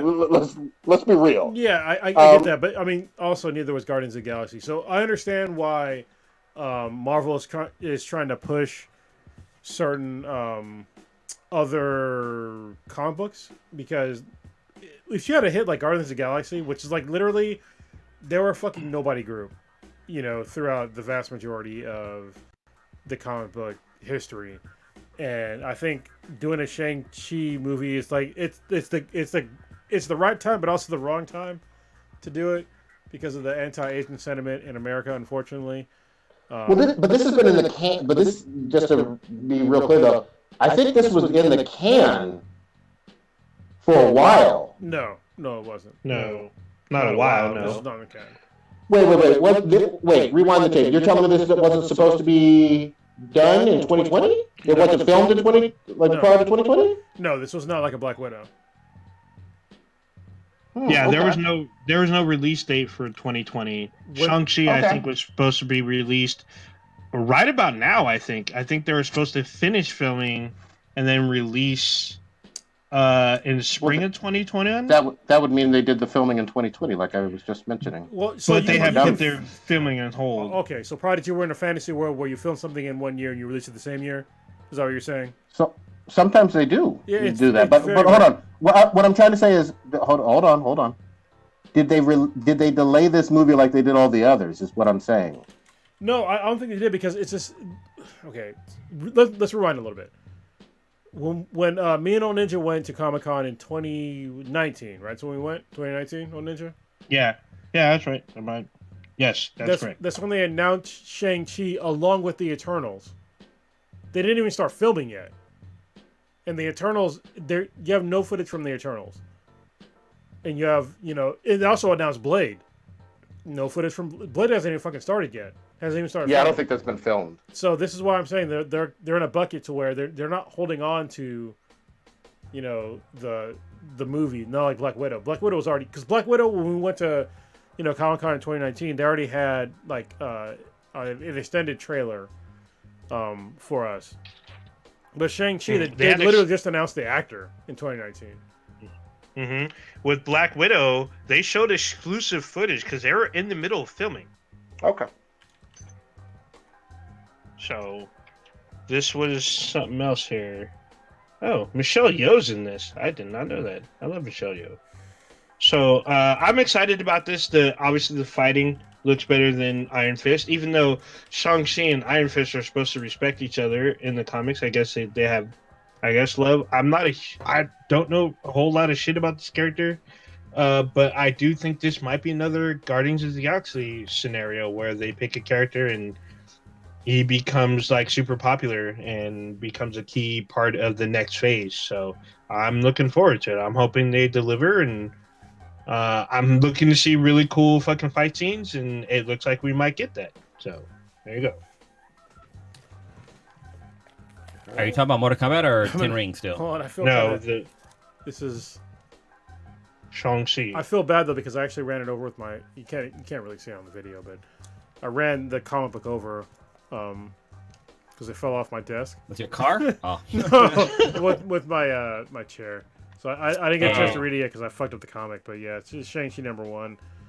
But it's the most recent #1, not like the traditional #1. And it's definitely not worth money now because I fucking ran it over with the chair. So I feel like a dick.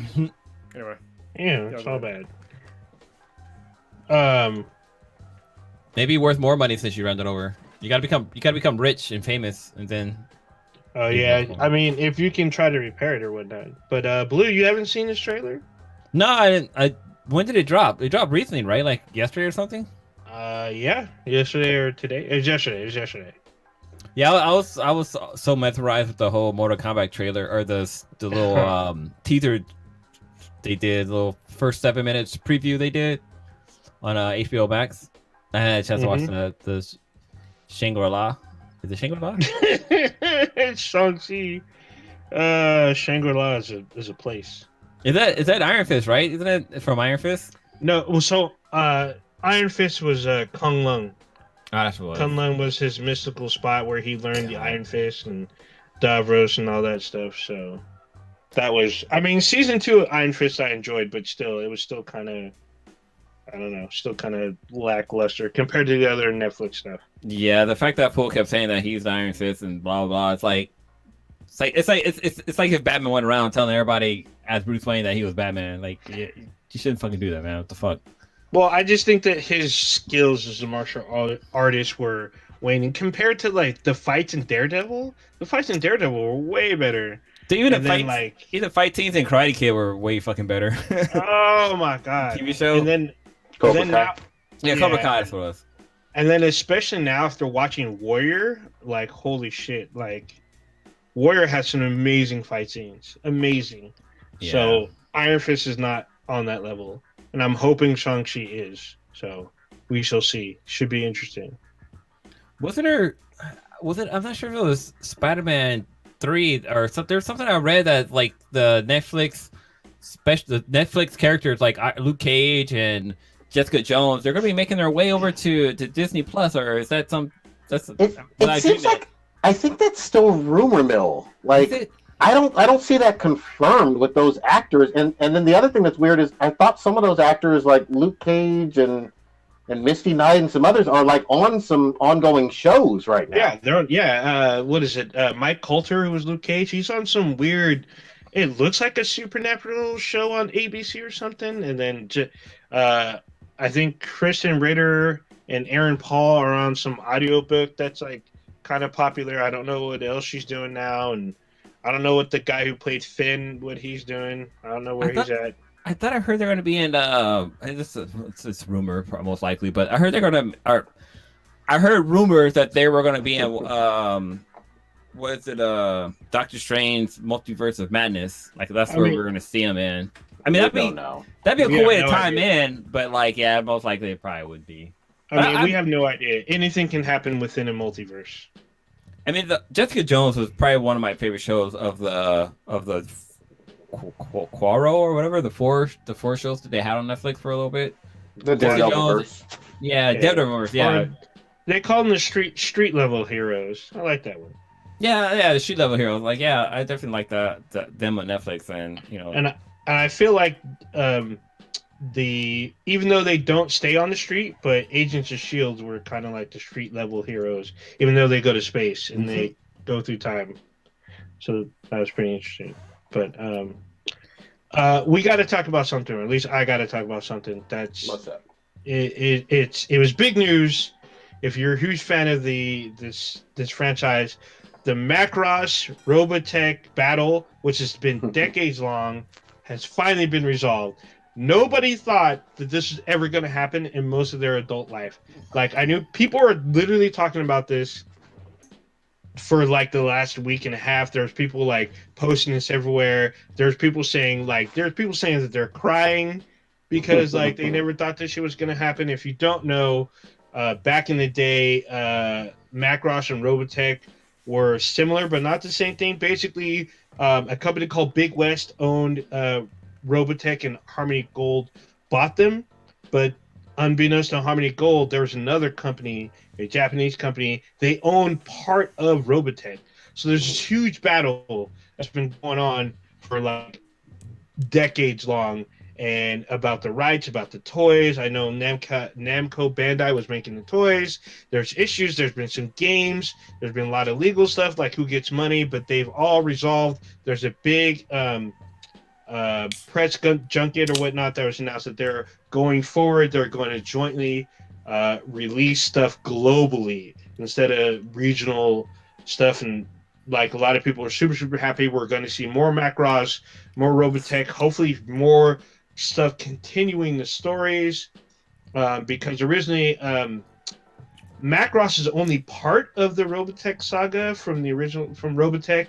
Originally, they have nothing to do with each other, and Harmony Gold had this guy that wrote a story that combined all of them, which is super genius. and there's been a lot of fighting, and now we're gonna see a bunch of stuff start coming to the West and to the rest of the world.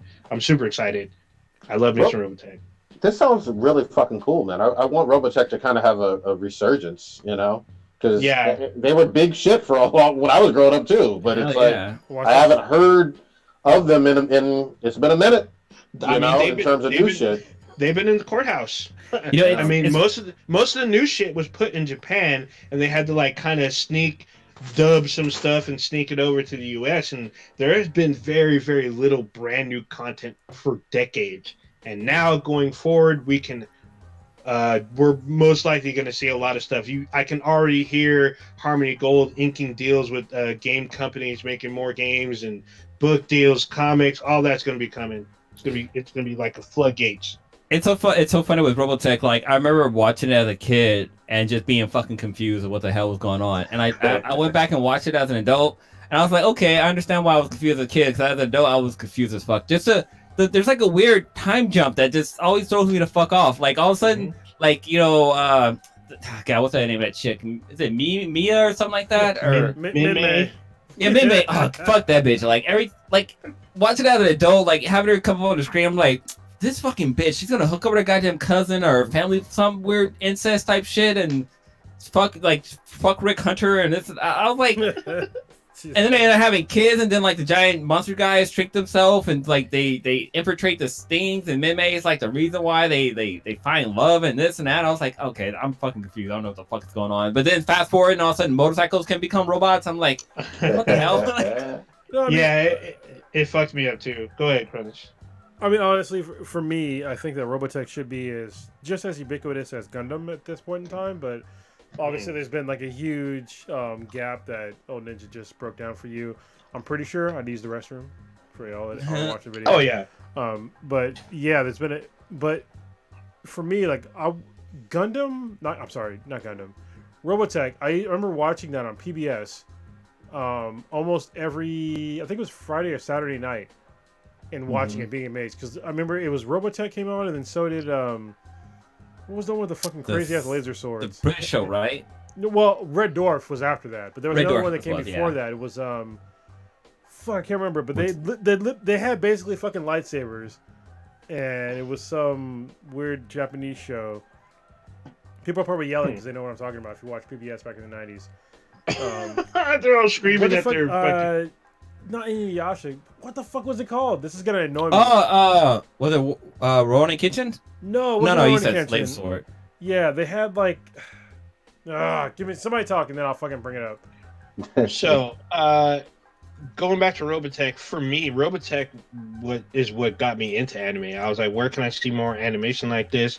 Robotech was the only anime series that introduced me to that dared to do an interracial relationship. There was no interracial relationships on any animated shows on anything on TV until maybe the 90s, if that. Actually, I don't even think there was even in that. You can't count Kermit and Miss Piggy. They weren't animated. but I mean, you had the relationship between I think Claudia and Roy Falker, the ace pilot. Oh, that's right. They had I had never seen that. Like no American cartoon or animation was doing anything remotely close to that. And I was like, is this legal to show this on US TV? But yeah, it was great. And I was like, oh, well, where are more daring stories that were like this? And I got introduced to a bunch of stuff. Myself and Cake Man, we had watched Crying Freeman back in the day. That was another big franchise back in the 90s. So stuff like that got me into it. You still looking? I'm still looking. I can't remember the fucking name of the show. But goddamn, hold on. Maybe I fucking found it. Maybe it's like that White Nick Fury show. Yeah, maybe it wasn't real because I didn't watch it. I watched some of it. Hold on, maybe it's not the one. It's not Battle of the Planets, is it? No. What's the name?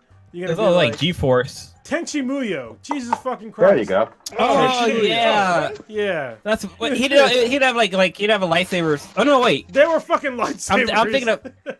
Yeah, I'm thinking of lightsaber. I'm thinking of the Hoo Hockey Show or whatever. The guy who had like he can like shoot people with fucking like his energy beam, and there's like the other guy with like the spirit gun. That's what it was. Yeah, spirit sword. I was thinking of that. Spirit sword. Yeah. But yeah, oh my god, I can't remember. Tenchi Muyo was a shit. Yeah, that's a fucking old ass anime. that was another confusing one because they have like different iterations of that. There was like Tenchi Muyo and Tenchi Muyo in Love and this and that. Like there's so many like spin-off of that show, but it was like basically the same fucking show. I couldn't stand Tenchi Muyo. I watched enough to where I'm like, yeah, I didn't watch that one. There was too much. It felt like a soap opera. What's the anime with the alien girl that had like the cheetah print like underwear and stuff, and she had like horns, and she like fell in love with the Earthling dude. Yeah, I know. She's almost like Double Zero, or is it Double Zero from that one anime where she called him Darling or Honey or something like that. Darling and the Franks. Darling and the Franks. Yeah. No, but this is an anime that was like way before that. Like the girl had like long red hair. She had like horns, like yellow horns. I gotta look it up real quick. That's bugging me. I think I know what you're talking about too. It's not Rama. No, not Rama and a half. Yeah. Okay, that was the one I was thinking. Well, let them look it up. While you're doing that, we had some real big news in the world of Overwatch. Y'all hear Jeff Kaplan is bounced. Like, he was the guy. He was actually vice president of Blizzard. Yeah, and he was working on years. He was working on Overwatch too, wasn't he? He was like yes, producer. He was. He was like the director. Well, I believe. This is what's weird to me is like, so yeah, he's leaving. I don't know why, but I think that people have like an unrealistic expectation of somebody working for a corporation forever.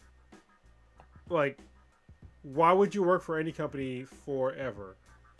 Like, I understand. Like the company that I work for right now, which is like a very large corporation. I've worked for them now for over 10 years. This is the longest I've ever been employed by a single company in my entire fucking life.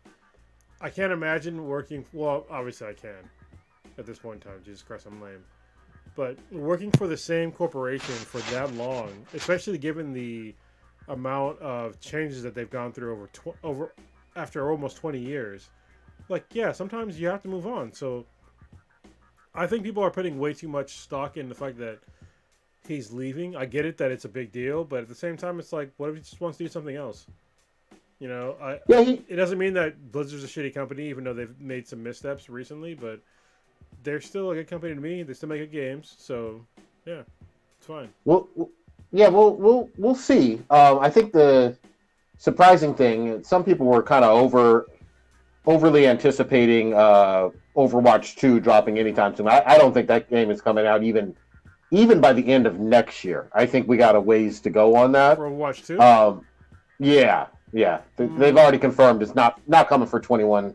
Oh, yeah. And I could even see it being pushed out from there. I think they're going to truly perfect it.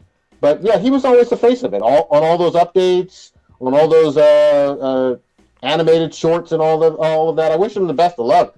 But this was a surprise because everybody thought that he was going to be taking Overwatch to the finish line. But Overwatch was to the finish line. I mean, the original Overwatch. What do you mean? The original Overwatch is still a wildly successful game. The fact that he's not going to go through like the second one, it's fine. I mean, like, spending 19 years at a company is a long fucking time.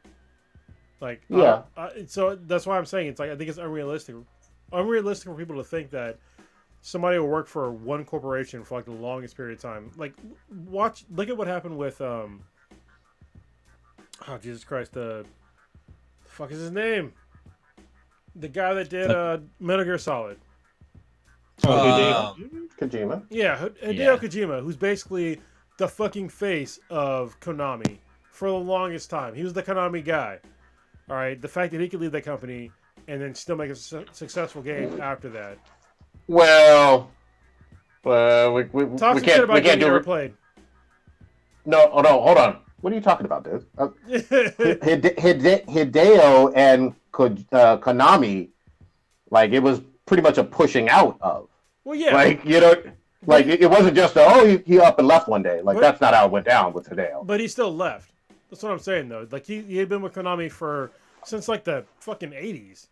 Yeah, but again, just to be very clear, that was a toxic relationship that was very public, of him having problems with them and them having problems with him. I mean, they said they can come out with this guy, but we don't know yet.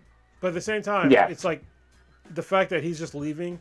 It doesn't mean that this person is not going to make it games afterwards, and that the company that he left can't make it games anymore.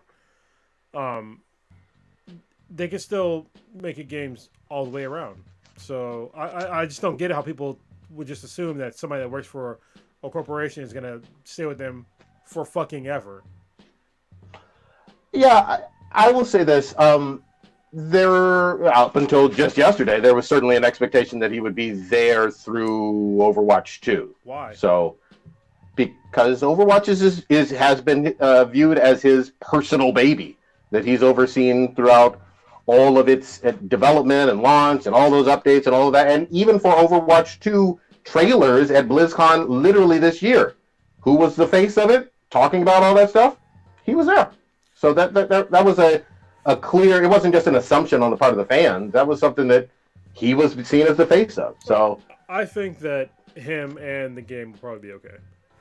Probably. Unless there's like, unless I hear stories of like he had a problem with the way the game's being made.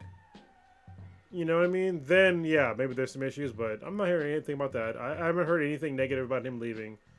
So it should be. Yeah, we don't know anything. We don't know anything. Just that there is a shock of him being gone. We'll see. You know. All right. Can I jump back to the anime I was talking about? So the anime I was talking about is this one. It's Yuri. Oh yeah. What's it called? It's called Yurusai Yatsura. That's how you pronounce it. But yeah, it was this. I think it's a demon girl, and she falls in love with like some like human, and like she's basically like 00 from fucking the other anime. The name I can't remember. Darling in the Franxx. Yeah, Darling in the Franxx. Fuck. Where she's like, oh my darling, and she's like super incensed with this guy or whatever. But yeah, this is another. I think this was another show that was on like KQED or on PBS or whatever. Yeah. I thought it was kind of cool. Nice. Good shit. I feel like I should watch PBS more now. Okay. I said I feel like I should still watch PBS. Given that it's given me so many shows that I used to watch. Like I used to love watching Red Dwarf. That's what introduced me to like English comedy and English sci-fi, and the fact that they have really shitty special effects, but I still love the show. If y'all have not watched Red Dwarf and you're a nerd, watch Red Dwarf. Even the old ones, they're fucking amazing. They played a lot of Doctor Who on there. Yeah, Doctor Who. On PBS on their YouTube channel, they have a show called Bay Area Dining or something like that, where they go to different restaurants in the Bay Area and they try out their food and stuff like that. But like they're over here at Plates recently. Like not like recently. This is like maybe a year and a half ago. Because they're closed.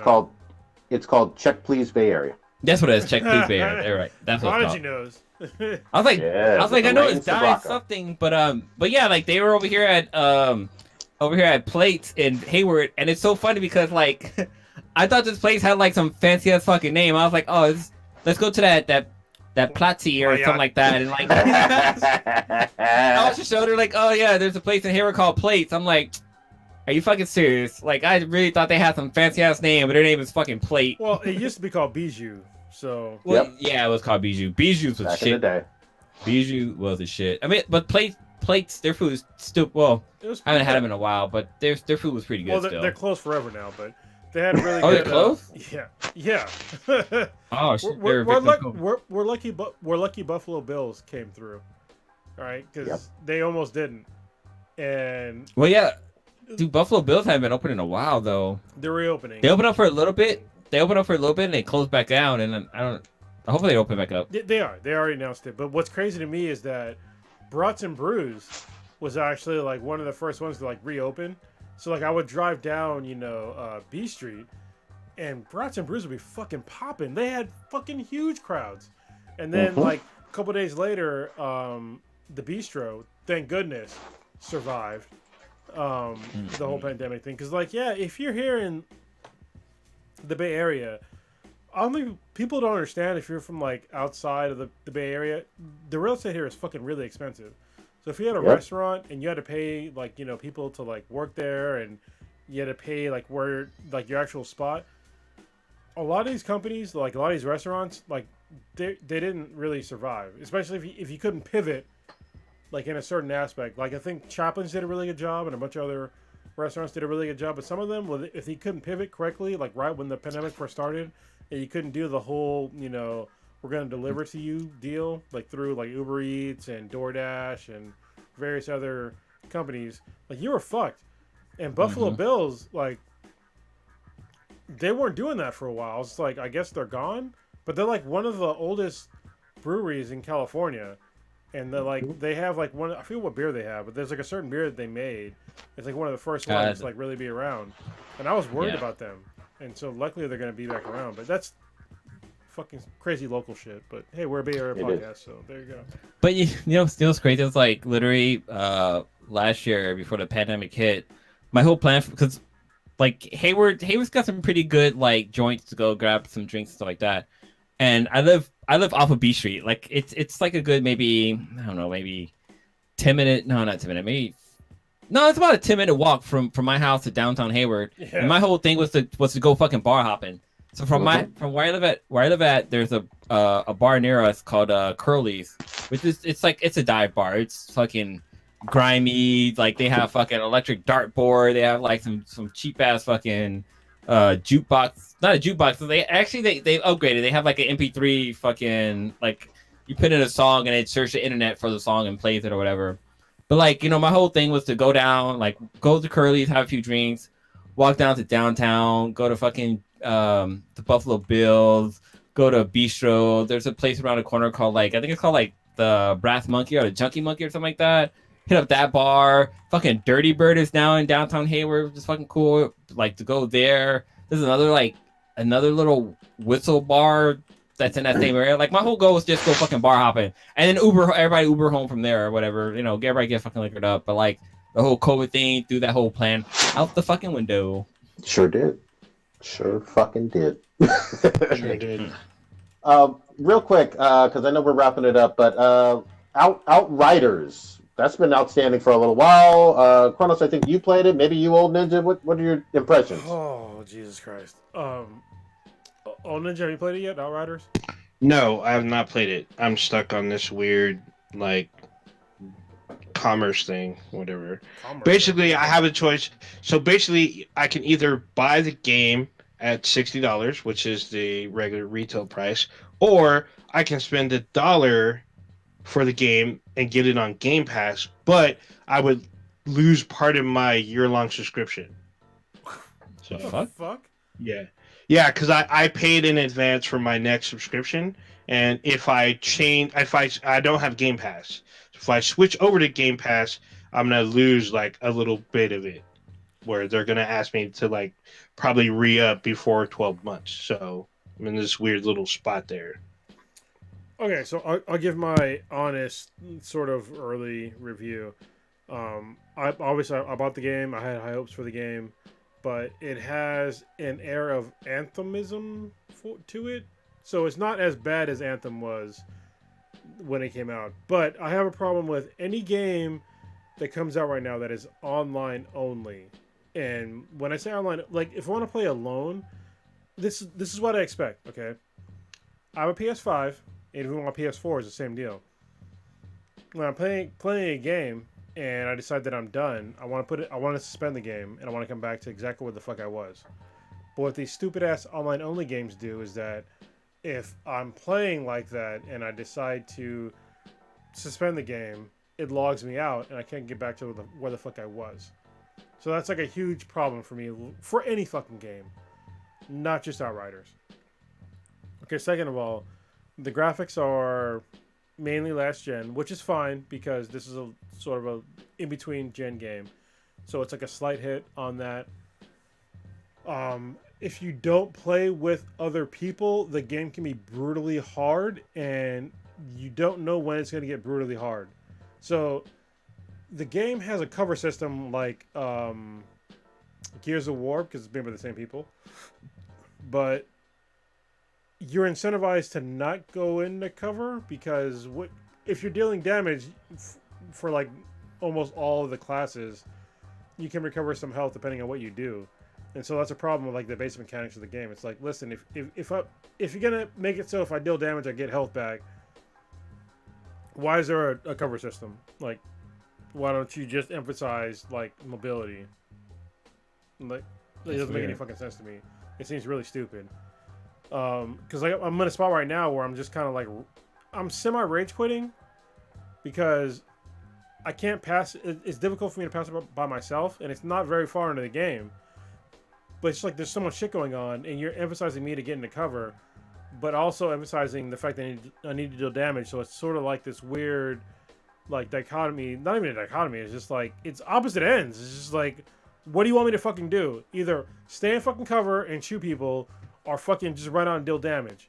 But if I run out and deal damage, I don't use my powers because they're on certain cooldown timers. Then I get fucked up, and you can get fucked up like really quickly in this game without other players. Like I think it's like it's a kind of a confused game, and it's sad because I had high hopes for this game. They need to fix things in the game before I can really recommend it. So for now, the game it's okay, but I can't recommend it to other people. Like, just to be honest with you, I can't. I mean, it even has like it has decent voice acting. It has, the story is okay so far, but there's like a lot of like elements that they need to improve upon before I can like recommend the game to anybody. That's fair. I'm hearing some super mixed reviews, so you seem like you're on par with a lot of what the general public is saying. This was game they dropped a trailer for, or not trailer, a demo for recently, right? Yeah. The crazy thing is like the demo that if you play the demo, like the demo carries over into like the actual game. So if you play the demo and you leveled up in the demo, carries over into the game. But it's like another thing. It's like where they have like these kind of like unfinished things where I've leveled up more than a few times, but I can't. My skill tree, I can't like level up yet. And I'm just like, why can't I level it up yet? It doesn't really make any fucking sense to me. Why can't I level up my skill tree? Yeah, I know where you're at. I haven't played the game, but I know people that ran into your situation. Well, I know that you're in this area in the game like early on. I've heard people say the same thing, and apparently you have to reach a certain point in the game in order to use it. Yeah, fuck that. Like, stop it. Not you, Ninja. I'm sorry, but like people in general are talking about like you have to reach a certain point in the game. You know, it's just like in any fucking game, if it's an RPG, you level up. Like, why can't I level up like my actual skills in the game? Like, yeah, I unlock like different abilities, but I can't upgrade those abilities or anything else at this point in the game. It's just like, why?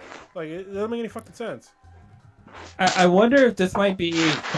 We all know that the PS5, like, it was literally announced like earlier in the year, and then they were like, oh, it's gonna ship out at the end of the year.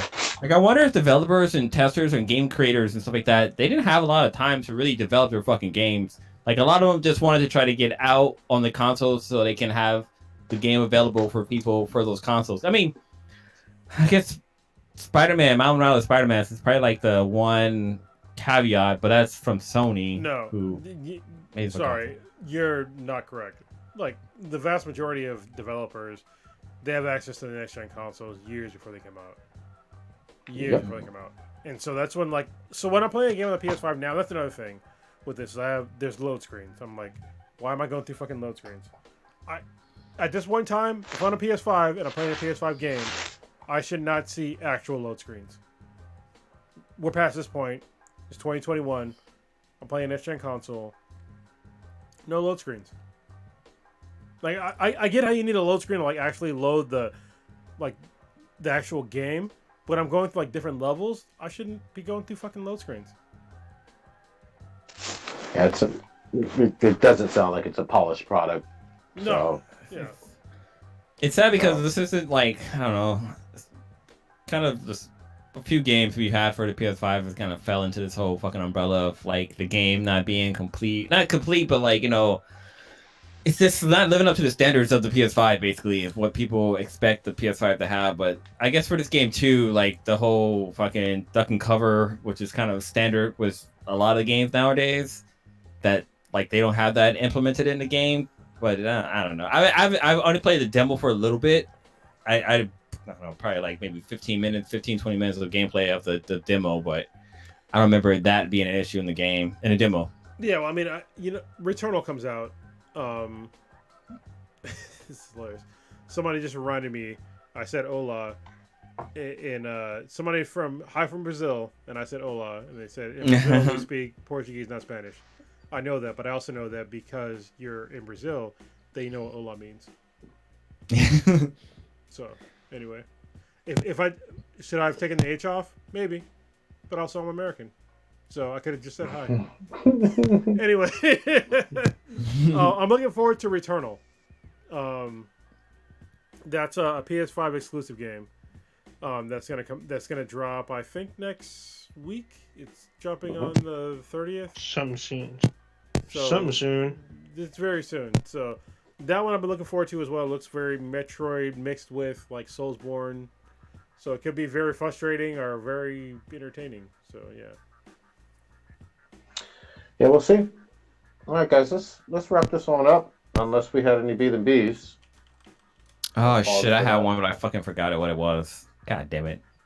Okay. It was good. It's gonna be a good one too. That's what she said. I should have put it down on the list. If it comes back to you, let us know. Wait. I got one. Shit. Never mind. I forgot. I made one. I made up one last minute. I was thinking like, who you got, King Kong or Donkey Kong? Motherfucker, you just ad-libbing, motherfucker. God damn. That's what I said. I was just ad-libbing. Who you got, King Kong or Donkey Kong? Nah, we ain't doing that. No, you think about your question. Only what you got. So we didn't talk about it. I was hoping we were going to briefly talk about it, but I'm going to talk about it really quick. I'm excited for season 2 of Love, Death, and Robots, which is out in like, I think 3 weeks. It's out on the 14th of May. So I will definitely be watching. I thoroughly enjoyed season 1. We talked about it when it first dropped fairly extensively. It was really fun. Or it was actually, some of it was weird because it was kind of thought-provoking. Some were fun, some were grotesque, some were weird. So I'm looking forward to season 2 highly. The final episode of Falcon and Winter Soldier is on Friday. And we have Mortal Kombat, the highly anticipated video game adaptation remake film on Friday as well. I got to figure out what I'm going to watch first, basically, because I'm going to be going out of town for like a day or so to see family and whatnot, and then head back. So I might wait until I come back into town. We'll see. But I'm watching one of them before I leave. It's either going to be Winter Soldier and the Sam and Bucky show, or Mortal Kombat. It's getting a little warmer, I guess, so I'm probably going to be outside. Well, not today. And last night it sprinkled, which is kind of weird. But yeah, I might be out and about a bit more. And then, I think that's kind of about it. All right. Carlos, what you got? What do I have? I'm looking forward to getting a new driveway installed in our house.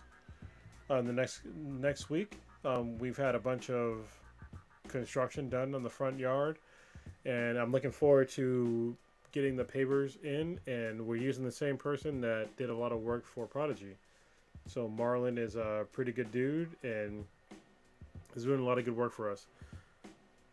And it's weird because at some point in time, soon, within the next month or so, most of us will be able to be in the same building again. And so I'm mentally preparing for that because I have to adjust the studio to account for more than one human being being in here. But I'm looking forward to like seeing people again and like, just getting used to all that. I don't know how Kamek is gonna respond to that, but at some point we have to like reintegrate into society again. So I mean, most of us are vaccinated at this point, Except for old Ninja, like, where are you at with this, with the whole vaccination thing? Still a little behind, but I just need to confirm my dates now, or schedule a date and where I want to go. So trying to get that on the fast track. So hopefully it'll be within the time frame of a month. We'll see. Yeah, definitely, because you're old and a ninja. So don't die. The invisible disease, the invisible enemy. Not trying to catch the boomer remover. I know it's insensitive, but I said it. Oh, that's all I got. Blue, what you got? See, just taking care of little Blue, making sure that he's doing good. Had some fucking funny story today. Is we gave him a bath, and I was like literally like I dried him off, and he was on my lap, and I was putting like not baby oil, but I was like moisturizing his skin and stuff like that, because baby skins are fucking sensitive, whatever. And I had a towel over him, but I wasn't really paying attention of exactly what was going on in the lower region, and he basically was taking a piss, and he was on my lap, so he peed on me to the point where it looked like I peed on myself, like it was pretty fucking funny. I gave back to his mom because I put his diaper on and put him in his clothes, and I was handing him back off to his mom. I'm like, why is my lap so wet? I thought maybe it was just because he just got a bath or whatever, not, but no, he like literally pissed on me, and I was like, oh shit, this is fucking funny. So I took a picture and posted on my Instagram. But yeah, the Sweets and I, we finally we refinanced on a house, and we're saving a bunch of fucking money. Like we're at least we're saving about a good maybe $600 a month. Ooh, shit. Because our APR went from like 4.8 to like 2.6 or something like that. Like nice. it dropped significantly, but for some stupid fucking reason, I was sent to collection, and like my credit score dropped dramatically. One fucking little thing for like it was like for like $40, and my credit score dropped. What was that? You can fix that quickly, actually. Well, I'll hit you up after the cast, but like the Sweetest credit score was like really good, so they basically put the thing under her, but like we really dropped, or we're saving a lot of money basically. Hold on, let me just real quick. So anybody, because everybody needs to hear this. If your shit goes to collection, and the collection people call you, answer the fucking phone. If you have the money, answer the phone, and then they'll come to you with a deal.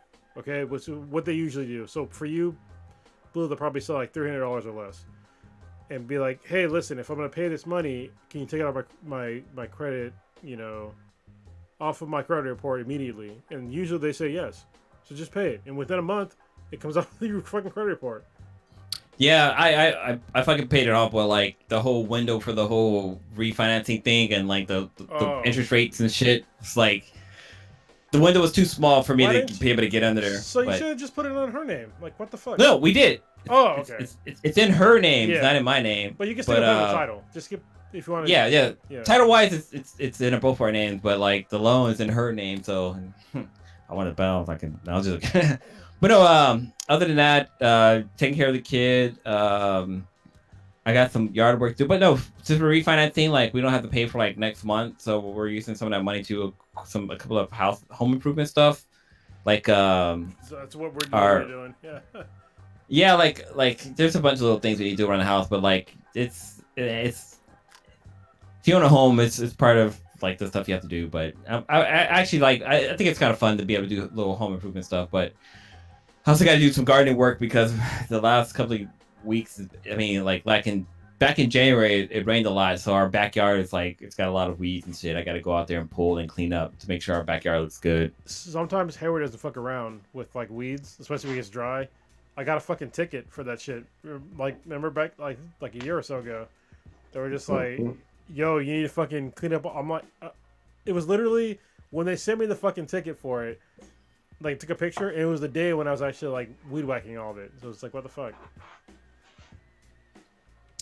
So yeah, like ours isn't that bad. Like it's not. It's just the grass is overgrown. I just haven't had a chance to go out there because our backyard is basically a fucking forest, and like clean that up, and then the front yard, like it looks pretty, but then all of a sudden grass started growing out of like random ass places, and it's like it makes the front yard look kind of ugly. So I need to go out there and like clean it up, basically. Good shit. I'm finally, I don't know, maybe about an hour or two left on completing Miles Morales. Finally, it's excellent. I know I'm way late on it. Why do you take so long? I didn't have a PS5. I wanted to wait for the PS5. But enjoying the fuck out of that. I'm definitely going to check out Mortal Kombat. I'm more excited for that probably than the Falcon finale. But although I will see it at some point during the long weekend. And then, I usually don't shout out any other casts all that much except for our friends or whatever. But I've been really fascinated by this one history one called Blowback.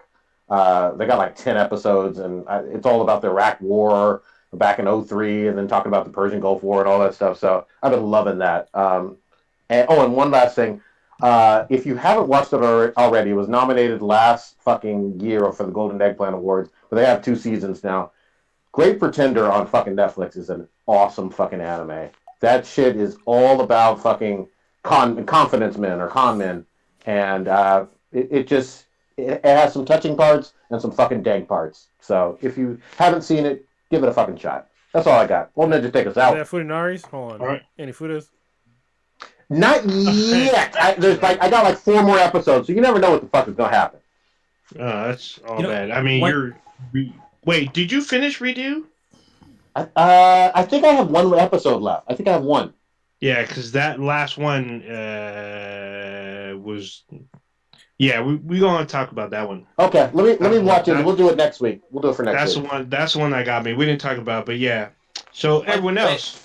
One quick thing before we wrap it up. I've been listening to an audiobook called The Last Hunter by Jeremy Robinson. I just actually got the whole series today because it was under 1 credit for like $5 or something like Yeah, that. it was super fucking cheap, but it's a really cool fucking story. And like the first, it's basically 5 books, and the first book is kind of slow, but it kind of picks up towards the end. But then every book after that, it's fucking ridiculous. It's like holy shit. But like JC Bray, he does such a good fucking job of voice acting Bray. fucking people. Yeah, like he literally does like probably like 20 different fucking voices in his goddamn series. Like he does women voices, he does kids voices, he does fucking deep. Like there's one point where they meet Cronus